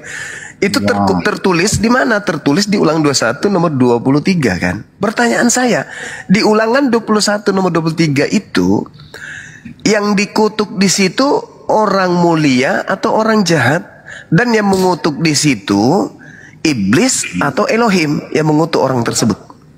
Jadi begini Pak Angku, gimana? Yang terkutuk itu adalah orang yang jahat. Nah, Yesus terkutuk, dia menempatkan diri menjadi terkutuk supaya apa? Supaya dosa yang seharusnya ditanggungkan kepada kami yang berdosa ini ditimpakan kepadanya sehingga kami beroleh selamat. Saudara, itu maunya saudara. Bukan maunya saya, tadi kan sudah saya tunjukkan ayatnya. Dalilnya yang dikutip itu adalah orang yang melakukan kejahatan, orangnya, oknumnya. Lalu oknum ini yang dikutuk oleh Elohim. Nah sekarang pertanyaannya, Anda sedang menyetarakan Yesus dengan orang yang dikutuk oleh Elohim, betul? Tidak Bang, tidak menyetarakan. Yesus sendiri yang jangan tertawa dulu Bang, jangan tertawa dulu, jangan kesurupan dulu Bangku. Kok jadi saya yang serupan? Itu dalil. Kalau ada yang lucu Bang. Ya lucu dong. Ya lucu dong ini. Lucu dong ini. Karena di situ jelas-jelas. Saudara, Ulangan 21 nomor 22, 23 itu. Kalau ada orang melakukan dosa yang sepadan dengan hukuman mati, lalu kau gantung dia, jangan kau biarkan semalam-malaman mayatnya di atas salib. Sebab orang yang dikutuk oleh Elohim, coba, jangan kau biarkan menyentuh tanah yang diwariskan kepadamu. Orang yang dikutuk Elohim, berarti Yesus ini orang yang dikutuk Elohim, betul? Yesus itu kan dikatakan di sini Bang, Kristus telah menebus kita dari kutuk hukum Taurat dengan jalan menjadi kutuk karena kita. Sebab terkutuklah orang yang digantung di salib. Jadi artinya begini Bang Juma, Yesus ini rela menjadi kutuk. Yesus ini rela menjadi. Kok jadi larinya ke rela? Kenapa bisa jadi ke rela? Ini berbicara mengenai hukum. Dengar dulu Bang, jadi Yesus ini yang kudus ini rela menjadi terkutuk supaya kami beroleh keselamatan. Itu maksudnya di sini. Itu mau saudara, itu maunya saudara. Tapi dalilnya tidak begitu kawan. Dalilnya ini saya bacakan bilangnya. Jangan dulu kesurupan Bang, jangan bikin ketawa kalau nggak ada. Loh kok jadi saya yang kesurupan, ente yang kesurupan, nggak ada hubungannya di situ. Ya, Bang, ya, kita pelan-pelan, ada hubungannya, saudara, nggak ada hubungannya. Kita pelan-pelan ya Bang ya, kita pelan-pelan. Udah pelan kali pun. Ya, Kristus telah menebus kita dari kutuk hukum Taurat dengan menjadi kutuk karena kita. Sebab ada tertulis terkutuklah orang yang digantung di kayu salib. Jadi Yesus itu terkutuk karena kita, katanya. Maksudnya karena umat manusia yang berdosa ini, manusia yang seharusnya ini terkutuk tapi ditimpakan kepada Yesus. Itu maksudnya Bang. Loh, itu maksudnya. Jadi bukan Yesusnya sebenarnya. Kenapa konsepnya ke situ?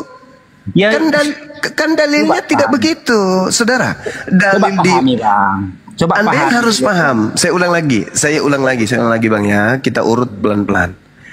Ulangan 21 nomor 22. Di situ oknum yang melakukan dosa itu yang dihukum mati atau bukan?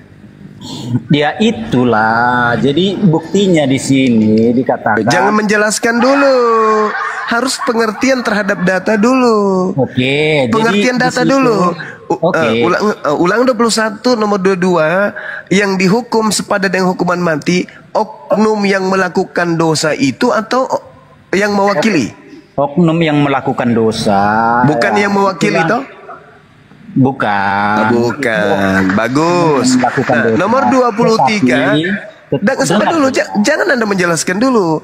Nomor 23 yang dikutuk tersebut karena melakukan dosa, itu dikutuk oleh Elohim kan?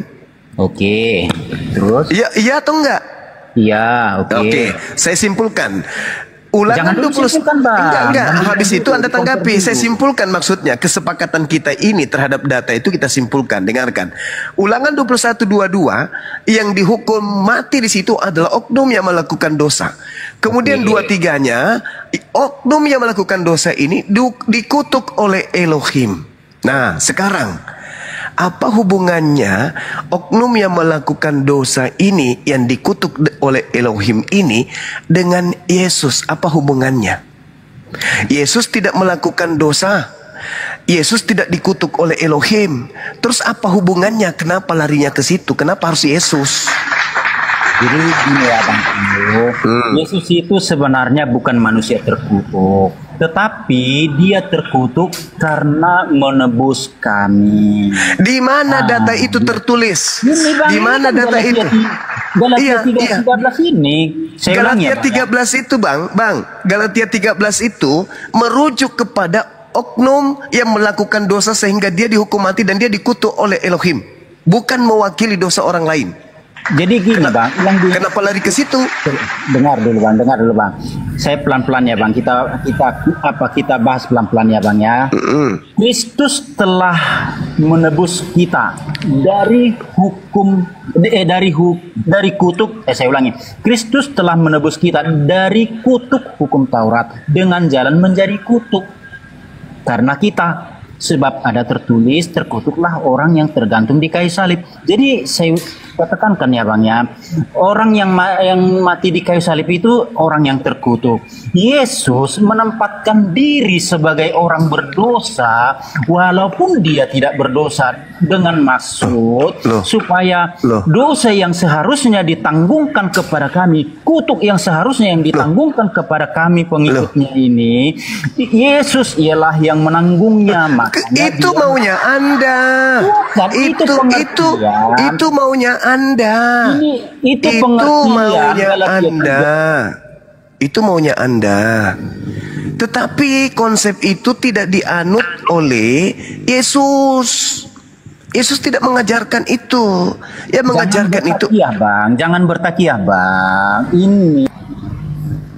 Kok saya jadi yang bertakiyah ya?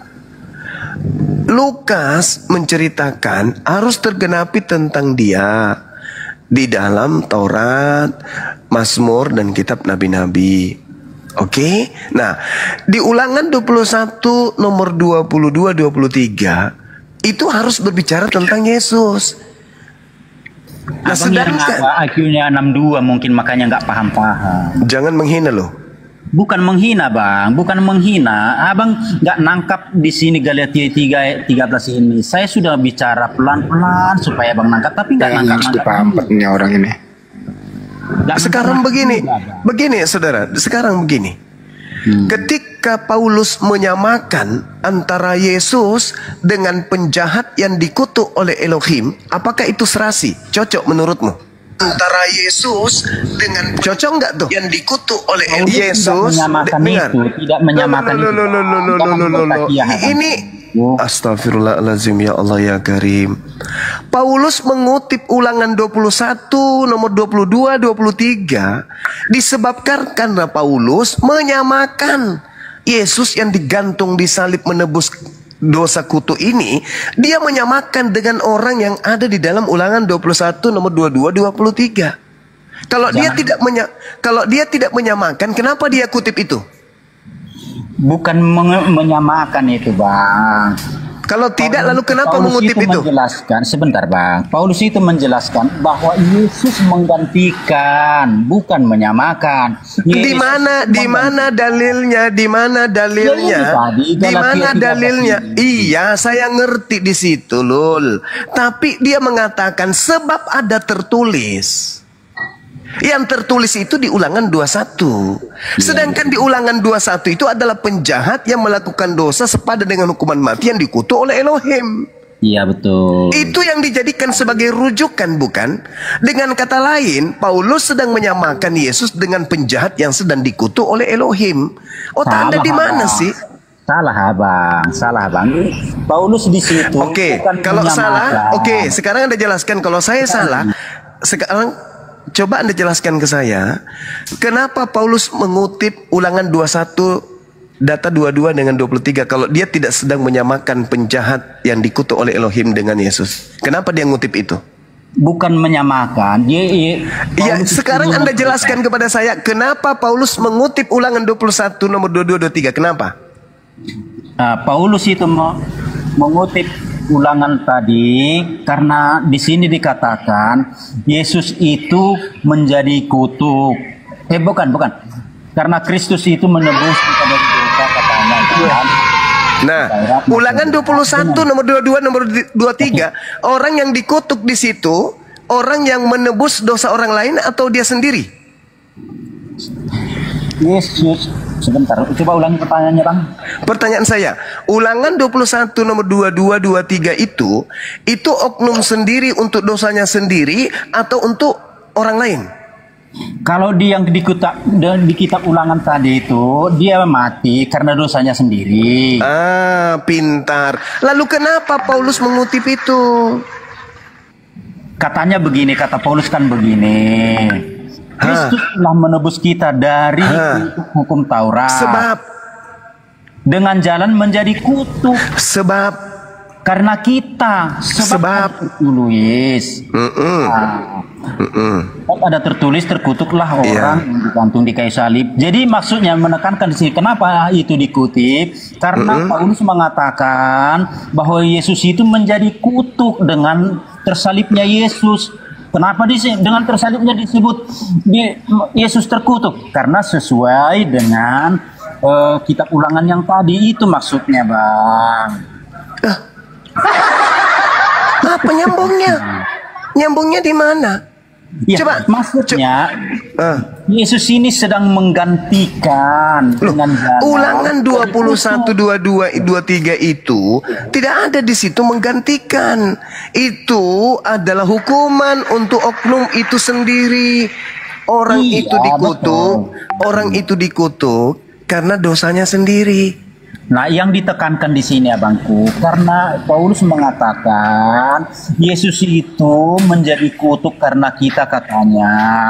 Nah, kenapa apa alasannya dengan tersalibnya Yesus itu kok disebut menjadi terkutuk? Nah, dikutiplah ayat Ulangan tadi itu, sebab ada tertulis katanya terkutuklah orang yang tergantung di kayu salib. Oke, berarti Paulus dalam Galatia 3 ini mengatakan bahwa Yesus mengganti kutukan yang diberikan kepada kalian dan dia yang mengambil kutuk itu. Iya, Yesus lah yang menanggungnya. Oke, sekarang Ulangan 21 bercerita tentang itu enggak? Di sini yang ditekankan, Bang, alasan Paulus mengatakan menjadi terkutuk. Alasannya yaitu karena yang saya tanya ini saya udah ngerti. Menurut iman kalian berdasarkan ajaran Yesus Paulus, dosa kalianlah harusnya yang dikutuk oleh Elohim.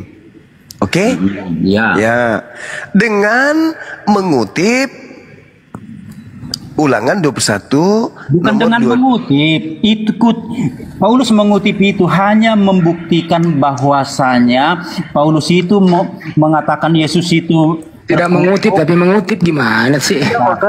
Sebentar. Paulus sedang membuktikan bahwa Yesus itu tersalib itu merupakan suatu kutukan dengan menunjukkan kutipan itu maksudnya. Oke, artinya kalianlah harusnya dikutuk kan? Iya, betul. Nah, begitu.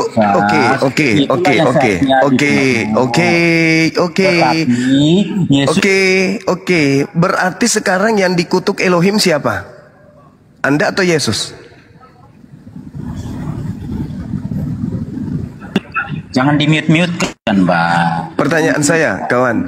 Sekarang yang dikutuk oleh Elohim, Anda atau Yesus?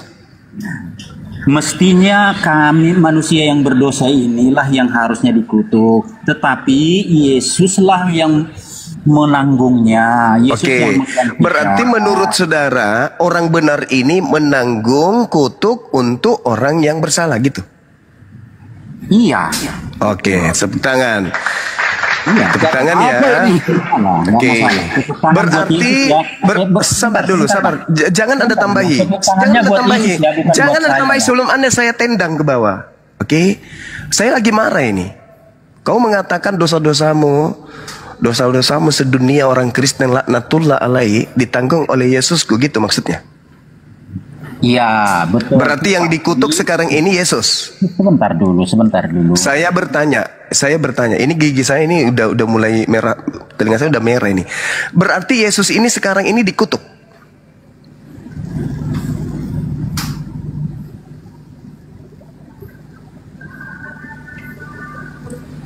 Malu menjawab dia, malu dia. Jadi Yesus ini sekarang adalah dikutuk. Malu dia menjawab. Berarti orang benar dikutuk oleh Elohim demi untuk kalian manusia laknat. Manusia yang laknat, yang manusia yang kurang ajar, yang tidak bisa bertanggung jawab terhadap dosanya sendiri, ditanggungkan kepada Nabi Allah, kepada Rasulullah yang bernama Yesus itu. Dosamu bukan curi. Rasulullah itu bang, bukan Rasulullah itu bang. Jangan disalahpahami. Oh, jadi Yesus bukan utusan Allah? Utusan, tapi bukan Tuhan yang bernama Allah yang mengutusnya. Terus kenapa ada di dalam kitabmu bertaburan kata Allah itu? Ya itu terjemahan dari kata Elohim bang. Di mana Elohim terjemahannya? Allah kuceluk, penipu, laknat. Tidak, jangan nanti stroke abang, jangan gitu bang. Abang apa yang stroke? Kalau saya stroke gak apa-apa daripada Anda penghuni neraka kekal. Bahlul, dongok, dengarkan saya. Kembali ke kutub, simpulkan dulu. Iya, saya simpulkan kepadamu. Jangan simpulkan dulu bang. Saya simpulkan, Yesus itu sudah dikutuk kan karena kalian.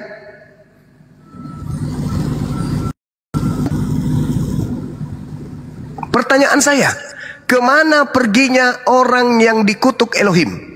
Ke surga atau ke neraka? Jawab.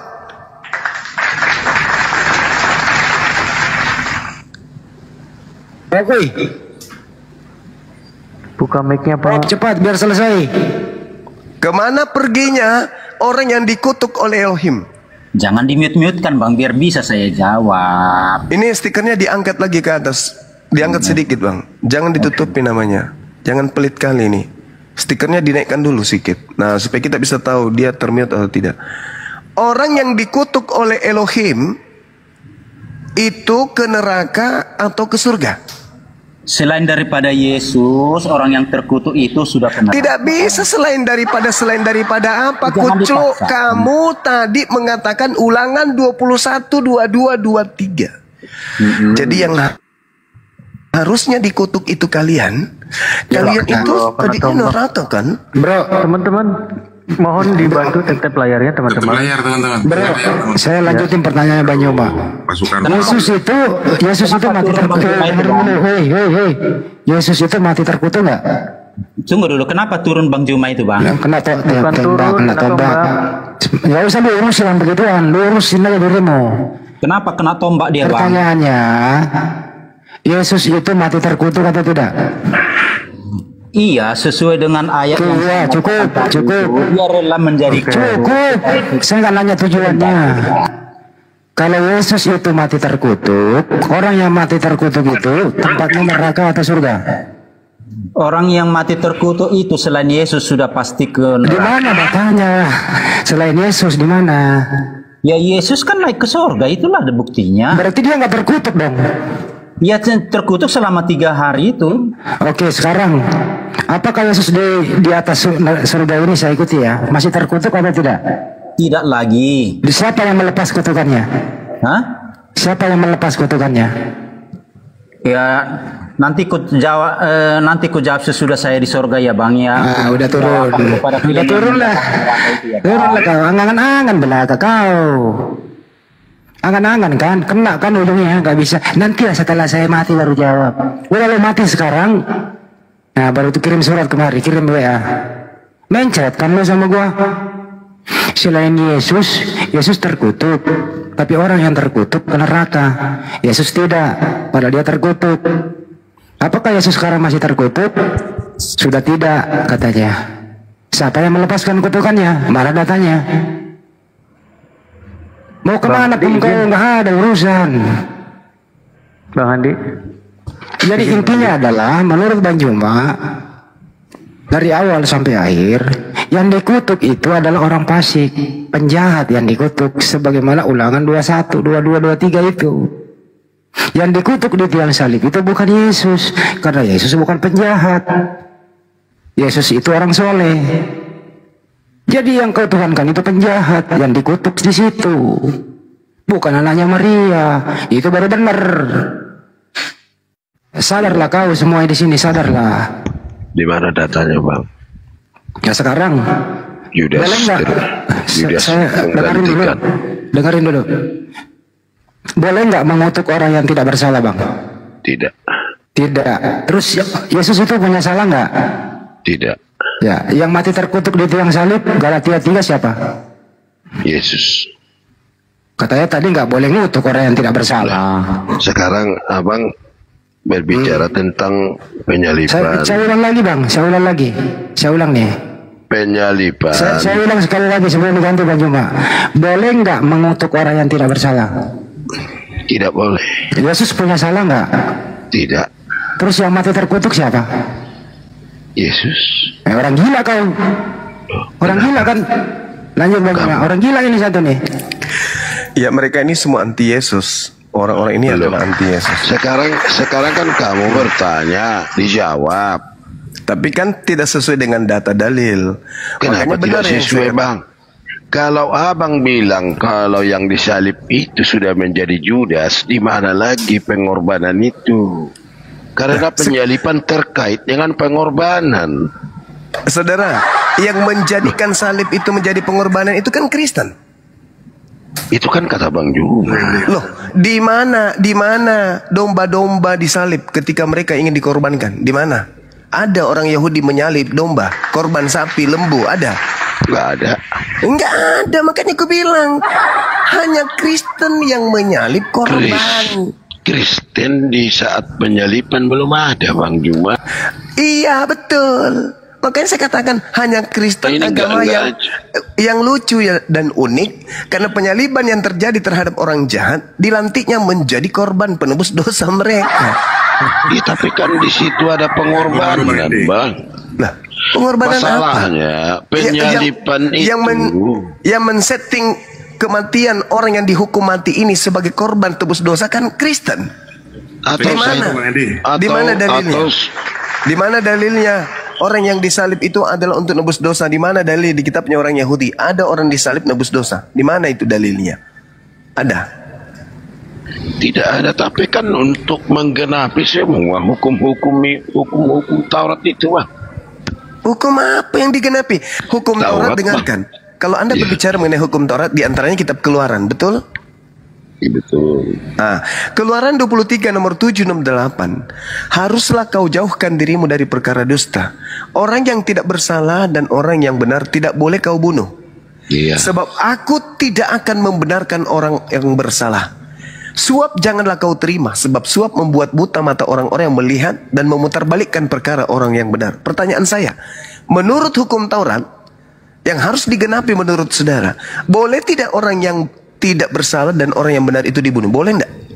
Ya, tidak boleh, tapi tidak ada yang bisa hidup benar-benar hidup di bawah hukum Taurat itu, yang melakukan hukum Taurat itu terus sendiri. Apa hubungannya kalau orang tidak bisa melakukan hukum Taurat, kenapa harus membunuh orang?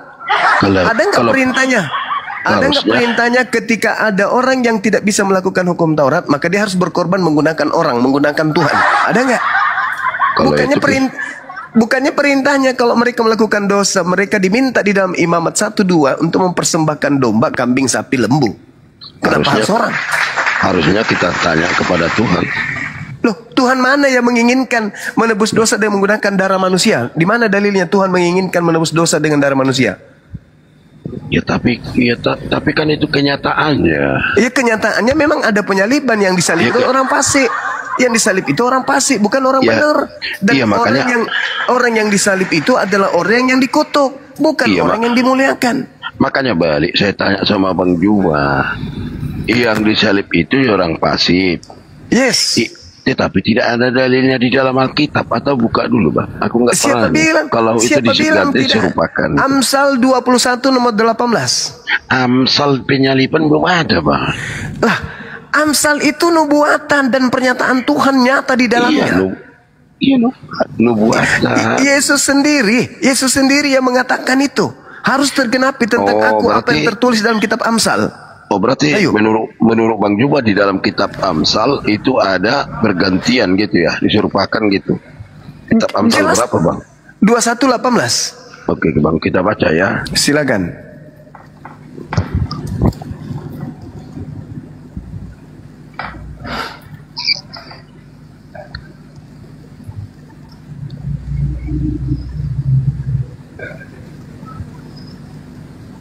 Tapi nggak ada sini Bang.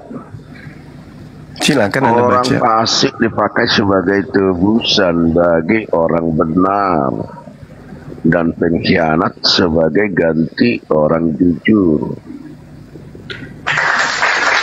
Siapa pengkhianat di situ? Siapa pengkhianat antara Yesus dan Yudas? Ini nggak ada di sini Bang, yang digantikan. Loh, saya tanya tadi kan, orang saya tanya fasik tadi kan dipakai. nubuatan. Pertanyaan saya tadi Bang, mana nubuatan tentang kalau Yesus itu sudah diserupakan diganti dengan Judas gitu ya Bang ya? Pengkhianat, pengkhianat sebagai ganti orang jujur. Amsal 21 nomor 18. Siapa pengkhianat? Yudas. Siapa orang jujur? Yesus. Oh, terima kasih kembali Bang. Itu bukan tidak ada gantinya kan? Lah, itu dikatakan pengkhianat. Pengkhianat dipakai sebagai ganti orang yang jujur. Masa nggak ada tertulis tuh kayak begitu? Bang. Kalau iya kan nggak ada ditulis. Kalau Yudas itu digantikan dengan Yesus di sini kan? Orang yang berkhianat dipakai sebagai ganti orang yang jujur. Oh, berarti menurut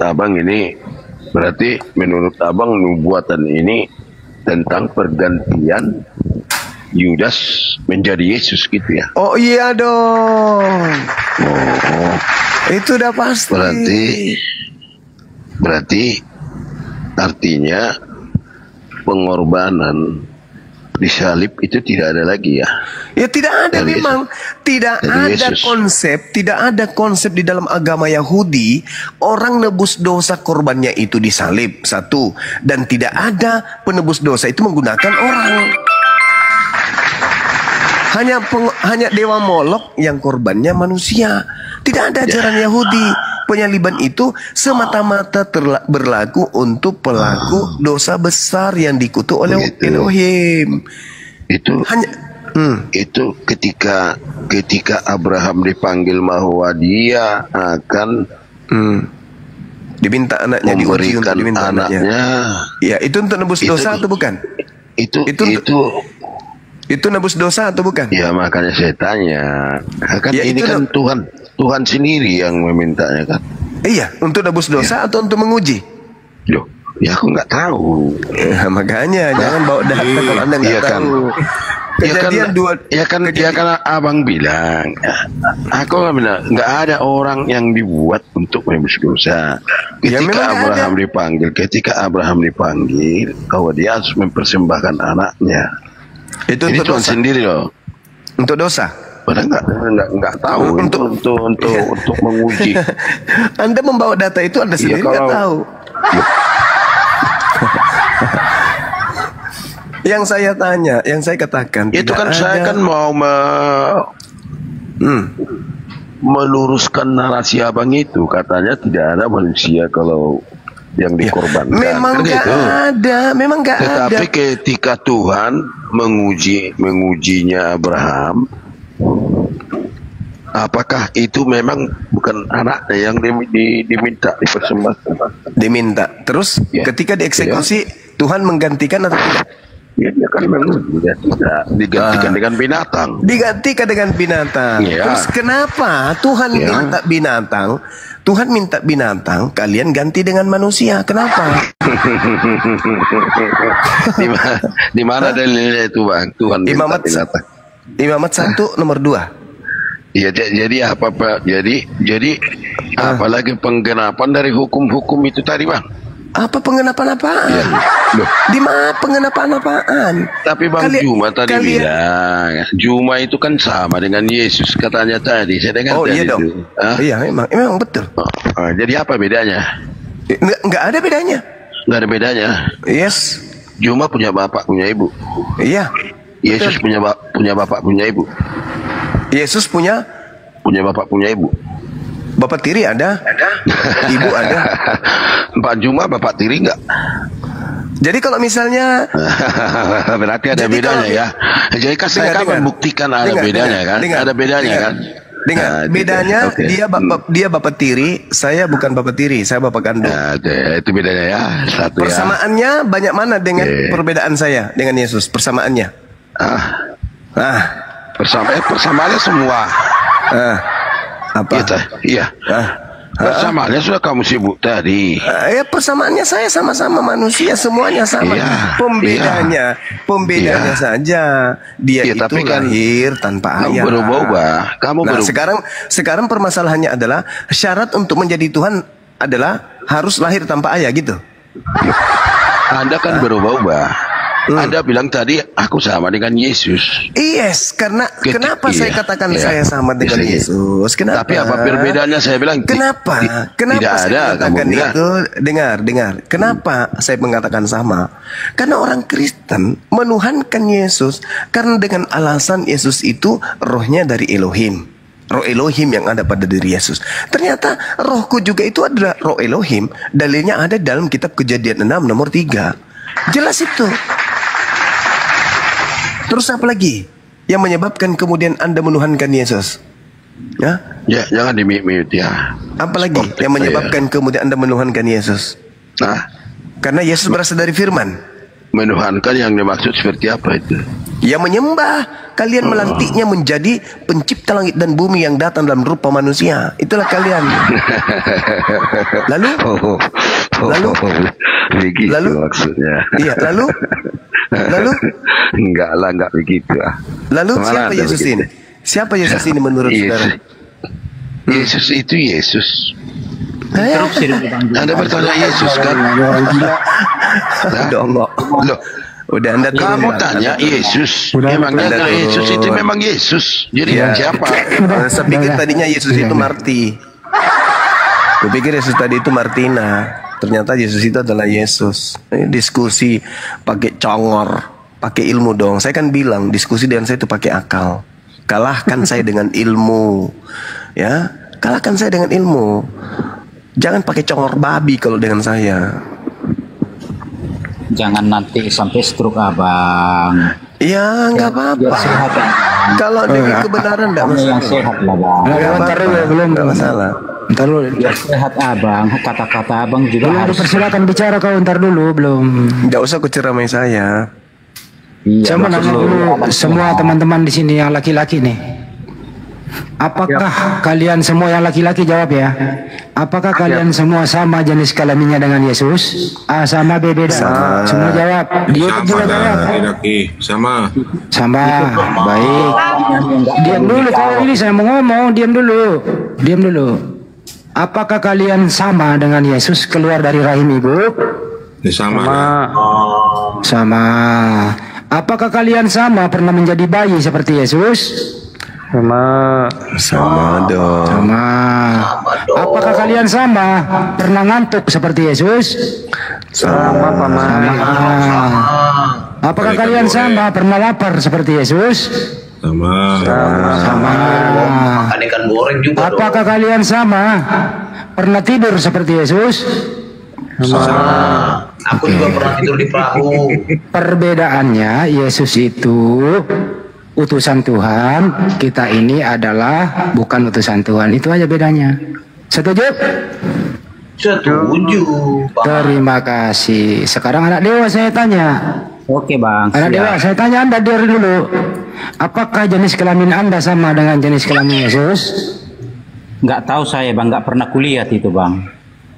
Yesus laki-laki. Apakah Yesus laki-laki? Iya bang. Apakah Anda laki-laki? Betul bang. Sama atau beda? Mungkin lebih besar dia bang. Ini orang gila ini satu nih. Apanya yang Bisa bilang gitu. Bisa jadi karena dia sunat, kalau kau enggak. Ya nggak sama lah bang, dia kan disunat, saya kan enggak. Ya itu makanya kecil terus. Gitu bang. Terus apa? Lanjut bang. Apakah Anda pernah menjadi bayi? Tunggu sebentar dulu bang ya, izin bang ya. Katanya lanjut. Menanyakan Belum selesai. Sebentar. Ini mau dikasih persamaannya. Apakah Anda pernah menjadi bayi? Pernah bang. Apakah Yesus pernah jadi bayi? Pernah bang. Sama atau beda? Sebagai manusia pernah Yesus. Sama atau beda dengan Anda dengan Yesus? Saya kelahiran saya lebih mulia daripada Yesus bang. Anda lebih hebat daripada Yesus. Ya udah, lebih hebat dia. Iya, nggak sama bang, karena dia lahirnya di kandang domba, sedangkan saya bang di rumah bang. Kalau Anda keluar dari mana? Dari rahim ibu atau lahir dari rahim domba? Dia dari rahim ibuku bang. Ya, berarti sama-sama. Yesus keluar dari rahim siapa? Maria bang. Sama nggak? Ya orang yang berbeda lah bang. Ibunya Maria, ibu. Jenis kelaminnya. Ya, jenis kelaminnya sama bang. Sama, baik. Apakah Anda pernah tidur? Kenapa bang? Apakah Anda pernah tidur? Ya jelas lah bang. Apakah Yesus pernah tidur? Ya, terus? Sama atau beda? Ya pernah tidur ya. Sama atau beda? Sama. Apakah Yesus pernah lapar? Pernah bang. Apakah Anda pernah lapar? Pernah bang, udah pasti. Sama atau beda? Sama. Jadi Yesus dan Anda sama, betul? Iya, sama-sama pernah lapar. Nah, terima kasih, selesai. Akhirnya sadar juga dia. Terus kenapa bang dengan itu? Ada apa masalah bang dengan? Artinya dia bukan Tuhan. Loh, ya, gini bang ya. Bagaimana? Jangan dipotong-potong ya bang. Biar saya jelaskan ya bang. Jangan dipotong-potong ya bang, biar saya jelaskan. Jadi yang abang bandingkan saya dengan Yesus itu adalah kemanusiaan Yesus. Jadi saya kasih tahu sama abang ya, Yesus itu adalah Allah yang menjadi manusia tanpa kehilangan kealahannya. Jadi Yesus itu menjadi dua natur, dia sepenuhnya manusia dan juga dia sepenuhnya Allah. Oke, jadi cukup. yang bandingkan itu Sejak adalah kapan? Sejak di usia berapa Yesus? Dia adalah sepenuhnya Tuhan. Di usia berapa? Dia menjadi manusia sepenuhnya. Saya nggak nanya manusia, saya nanya sisi Tuhannya. Dengerin ya. Di usia berapa Yesus dia sepenuhnya Tuhan? Sejak dia mengambil rupa menjadi manusia, bang. Berarti mulai dari bayi dia sudah Tuhan. Ya dari kandungan pun. Oke, dari kandungan, baik. Terus kenapa bang? Oke, siapa Tuhannya Bunda Maria waktu dia mengandung Yesus? Allah Yahweh, Allah yang bernama Yahweh. Bukan Yesus. Yesus itu adalah Allah yang bernama. Saya tanya lagi. Apakah Yesus itu Tuhan sejak dalam kandungan? Karena dia Allah. Saya tanya lagi. Apakah Yesus dalam kandungan dia Tuhan? Iya, Tuhan dia, Bang. Tuhan. Siapa Tuhannya Maria waktu Maria mengandung? Allah Yahweh. Bukan Yesus. Yesus itu Allah yang menjadi manusia. Orang gila ini. Jangan kesurupan, Bang. Santai aja. Kita edukatif saja bicara, Bang. Saya ulang ya. Apakah Tuhannya Maria adalah Yesus? Sudah pasti. Oke. Tuhannya Maria adalah Yesus, betul? Betul? Betul apa betul nih? Iya, sudah pasti Yesus itu Tuhan. Pasti, baik. Yakin ya? Iya, dalam kapasitas sebagai Allah, Yesus itu adalah Tuhannya Maria. Tapi dalam kapasitas sebagai manusia, Yesus itu anak Maria. Apa masalah dengan ya udah, mana lebih tua Yesus daripada Maria? Kenapa? Mana lebih tua Yesus daripada Maria? Yesus itu sudah ada sebelum dunia ini. Saya nggak nanya itu. Mana lebih tua Maria daripada Yesus? Yesus lebih tua dari Maria dalam kapasitas Yesus sebagai Allah. Jadi anak lebih tua daripada ibu. Tetapi Maria lebih tua daripada Yesus dalam kapasitas Yesus sebagai manusia. Gitu, saya ulang kembali ya. Mana lebih tua Mana lebih tua Maria daripada anaknya yang namanya Yesus? Bang, ketika saya menjawab, Bang, jangan dipotong-potong. Tunggu saya. Enggak, saya ulang ya pertanyaannya nih. Dengerin. Iya, Bang. Dengerin dulu. Potong, Bang, biar saya jawab. Pertanyaannya apa?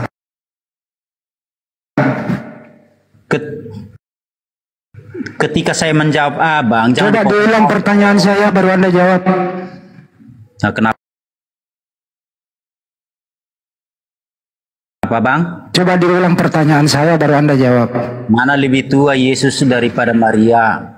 Bukan itu. Mana lebih tua Yesus daripada anaknya? Mana lebih tua Maria daripada anaknya yang bernama Yesus? Ya udah kan sama. Ya, jawab Maria atau Yesus yang tua? Yang dipotong-potong ya, Bang, biar saya jawab. Cuman doang. A. Maria yang tua, B. Yesus yang tua. Dalam kapasitasnya Yesus sebagai manusia lebih muda daripada Maria, udah? Terus? Dalam kapasitasnya sebagai Allah, Yesus sudah ada sebelum dunia ada. Oke, baik. Yang menciptakan Maria siapa? Termasuk Yesus. Jadi anak menciptakan ibu? Nggak nyambung. Loh, yang menciptakan Maria siapa? Nggak nyambung itu anak. Ya, karena Yesus itu anak dalam kapasitas Yesus sebagai manusia. Saya ulang kembali. Yang menciptakan Maria siapa?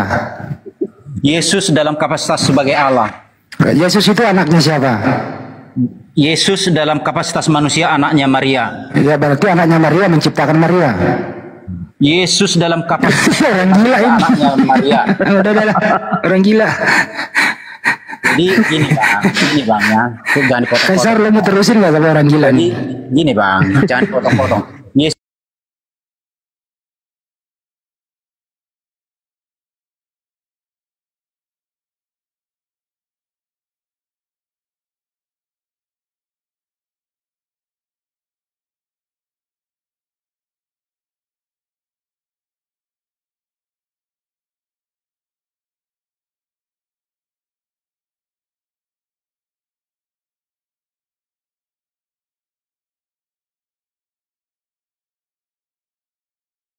Anda anggap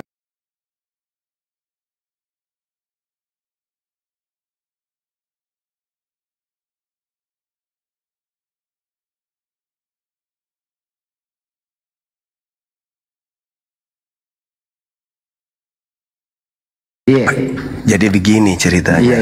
Setelah saya nyimak diskusi Bang Handi barusan. Jadi Theos itu menciptakan Maria. Setelah Theos menciptakan Maria, Theos mengosongkan dirinya, masuk ke dalam rahimnya ciptaannya. Lahirlah dia. Jadi yang lahir di dalam keluar dari rahim ibunya ini, Maria ini adalah pencipta yang kemudian dilahirkan oleh ciptaan. Begitu Bang Andi. Jadi ciptaan melahirkan pencipta. Ya, itu yang betul. Jadi ini pencipta menciptakan Maria. Setelah itu dia rubah dirinya, menurunkan derajatnya, dia kosongkan ketuhanannya, keilahiannya, lalu mengambil rupa daging. Masuklah dia ke dalam rahimnya ciptaannya. Sehingga Maria mengatakan, "Duhai engkau penciptaku yang adalah anakku." Gitu Bang Handi. Tapi kalau Manyu mau ngomong ini itu bukan takia, Lul. Itu Anda berpilipi namanya, berpilipi dua itu. Itu Filipi 2 Anda baca. Itu bukan takia, Lul. Di dalam Filipi 2 nomor 6, nomor 7, nomor 8, Theos kemudian mengosongkan dirinya. Itu benar. Tidak, dia mengosongkan dirinya. Lalu benar. Apa? Iya, makanya kenapa Anda mengatakan saya bertakia? Takia kalimat yang tadi itu, kalimat yang terakhir tadi itu takia. Apa itu? Ya, Maria menyusui siapa? Menyusui, kalau itu benar. Maria menyusui pencipta yang dia lahirkan, yang adalah anaknya sendiri, betul? Pencipta itu Yesus dalam kapasitas sebagai Allah. Bukan, saudara, nggak ada kapasitas di sini, nggak ada. Baca Filipi 2, hei, baca Filipi 2, baca Kolose 2. Kolose 2 nomor 9, di dalam tubuh yang netek kepada Maria itu kepenuhan ilahi. Kolose berapa bangku? Kolose 2 nomor 9. Kamu baca di situ. Jadi yang nete itu adalah ilahi yang nete. Sebentar dulu, Kolose 2 bang. Jangan kesurupan dulu bangku. Santai aja, kita edukatif aja kita bicara. Orang ketawa kok kesurupan. Balun. Kita edukatif aja bicara bangku. Ayat Kolose 2 baca. Memang begitu cara saya menyadarkan orang gila. Gitu cara saya. Jangan kau larang-larang saya. Kalau kau nggak suka tinggal turun aja kawan. Jadi kalau tadi ya bang? Baru belajar ternyata. Baru belajar. Nomor 9. Kalau status masih murid, nggak usah kau nasihati gurumu. Kalau status masih murid. Kolose 2 nomor 9 yang baca silakan. Sebab dalam dialah berdiam secara jasmani seluruh sebab di dalam dialah berdiam secara jasmani kepenuhan keilahian. Jadi yang nete ini siapa? Yang nete ini siapa? Jasmani yang kepenuhan Tuhan. Loh, kok itu dikaitkan bang? Oh harus, karena dalil Kolose 2 nomor 9 itu di dalam tubuh jasmani Yesuslah kepenuhan keilahian. Nah terus? Nah berarti tubuhnya yang nete ini ilahi atau bukan? Manusianya. Aduh, memang kau penyesat. Memang itu kau dongok permanen berarti. Sudah jelas-jelas jasadnya itu adalah ilahi kok. Dibilang lagi kemanusiaan. Di dalam kemanusiaan itu nggak ada disebut di situ kemanusiaan, dompala, kardoba. Di dalam jasmaninya, oke saya ubah. Di dalam jasmani, di dalam jasmaninya itu ada kealahan. Jadi artinya ada kealahan. Benar-benar lah kau ini, cocok lah kau jadi Paulus. Ini bang, kita edukatif aja bicara bang, jangan dipotong. Iya, ada edukatif tapi bukan juga dengan cara mencuri data, tapi tidak sesuai dengan fakta. Di situ tertulis. Saudara, kau jangan kau berhalus-halus di sini pemakan anjing. Datamu jangan kau perkosa, asu. Itu data yang mengatakan itu. Di dalam tubuh Yesus secara biologis berdiam kepenuhan jasadnya ini. Kepenuhan apa? Kepenuhan keteosan. Jangan kau rubah-rubah dalil itu. Jangan gara-gara kau mengatakan halus abangke, kau bisa nipu di sini enggak? Kau kasar ngomong, tegas kau ngomong, tapi kebenaran yang kau sampaikan saya hormat samamu. Daripada kau sopan-sopan, tapi kau menipu kayak setan, asu. Paham kau situ, su? Paham? Jadi nggak perlu kau bermanis-manis di sini. Yang nete itu adalah Tuhanmu, bukan manusia yang nete itu. Itu sembahanmu, itu dewamu. Nah, udah berarti manusia bang. Manusia. Tidak ada lah. Kamu yang kesurupan. Sekali lagi kau ngibul kayak begini, saya ludahin matamu. Kita edukatif aja bicara. Apa mau edukasi kalau kau cuman menipu kaplan maasu. Turun kau. Jangan sampai kuludai mukamu. Turun.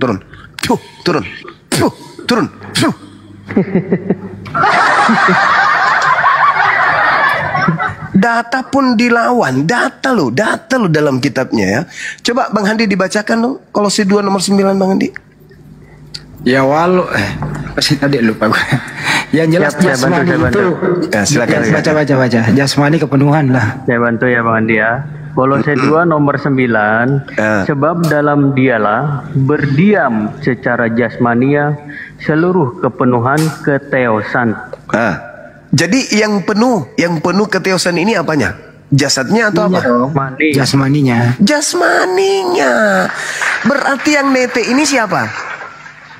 Ya tuh teos. Puangnya mandra si Cordoba. Belum. Disusul oleh Filipi 2. Dia kekosongan keteosan. Iya. Berarti jasadnya ini sudah teos yang penuh. Makanya Maria melahirkan penciptanya. Anakku adalah penciptaku. Kan begitu dalilnya.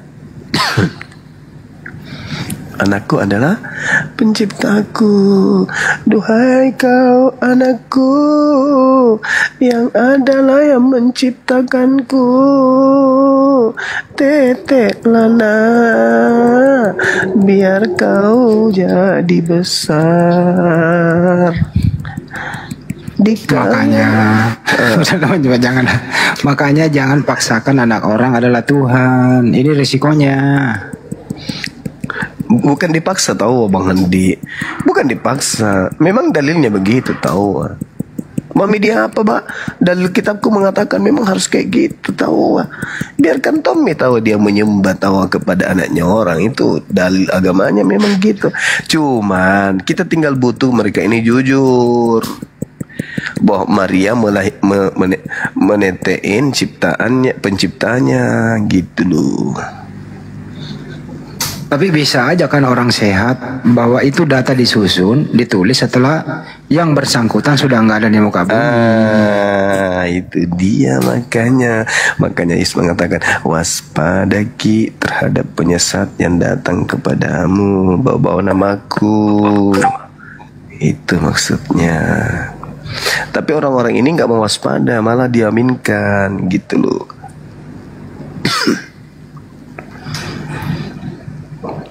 Ini Doni siapa nih? Don? Jal, coba.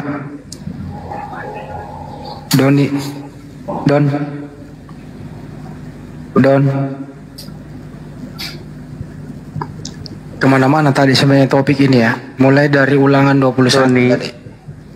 21, 22, 23 dikutip oleh Paulus di Galatia 3 nomor 13. Sebenarnya susah sekali loh lawan arus di situ. Yang jelas yang dikutuk oleh Elohim itu adalah penjahat, orang fasik. Jadi yang dikutuk juga di Galatia ya sama. Baru lucunya Bang Andi, harusnya kan kalian yang dikutuk kan? Iya. Tetapi diambil alih oleh siapa? Yesus. Nah sekarang yang dikutuk oleh Elohim siapa? Sekarang ini siapa? Kamu atau Yesus? Menurut dia Yesus, berarti neraka dong Yesus. Itulah gue bilang anti Yesus mereka ini, penghujat anti Kristus mereka ini. Tapi alasannya dia tadi, kecuali Yesus saya ikutin lagi tadi. Nah kalau begitu, Yesus di surga masih terkutuk nggak? Kata dia, udah dilepaskan kutukannya. Datanya mana? Kata dia, nantilah setelah saya mati saya kembali memberitahu katanya. Bener nggak tadi jawabannya begitu? Bener. Lucu itu Bang Andi. Kayaknya langsung diki kan tadi Bang Andi. Kalau orang ngeyel kayak gitu diturunin aja, ngapain lama-lama. Kecuali orang yang sombongnya minta ampun. Nah, kalau orang sombong itu simpan kita biar kasih permalukan. Kalau orang dongok kayak gitu dompalak Cordoba. Kayak tadi ya, toko material ya. Toko mentari, toko material lagi. Silakan Bang Juma. Oh, angkat topi yang paling Anda kuasai. Sekalinya ditanya, bus kemana-mana. Tunggu dulu katanya, saya butuh waktu lama kata dia. Membawa saya 53 lagi tadi. Apa hubungannya coba? Saya cari data dulu, kata dia gitu. Ya pertanyaannya Banyuma itu nggak ada jawabannya. Karena yang dikutuk itu di ulangan 21 bukan orang yang soleh. Yang dikutuk orang penjahat. Orang jahat memang. Orang jahat. Jadi yang dikutuk di tiang salib di Galatia itu orang jahat juga kalau mau mengutip itu oleh Paulus. Bukan anaknya Maria dong. Alhamdulillah kami Muslim menghormati, memuliakan semua para nabi. Itu intinya di sini teman-teman ya. mereka ngotot harus Yesus yang diikuti, itu harus. Karena mereka mau menikmati dunia ini. Saya mau makan babi, saya kagak disunat. Saya mau minum alkohol, terserah gua dong. Orang sudah ada yang dikutuk, gantikan saya. Kan itu masalahnya. Betul. Gua mau joget-joget kek, mau menyembah siapa kek, yang jelas sudah ada orang yang dikutuk menggantikan kutukan saya limpahkan semua ke dia. Enak ya orang itu ya. Sikat babi, minum alkohol, apapun itu tidak mengikuti perintah Tuhan. Kenapa lo begitu? Ya kan menurut Kepas nih, kan saya udah di materi masuk surga karena dosa saya, kutukan saya udah digantikan oleh yang disalib itu. Saya udah dijamin. Hebat, tepuk tangan.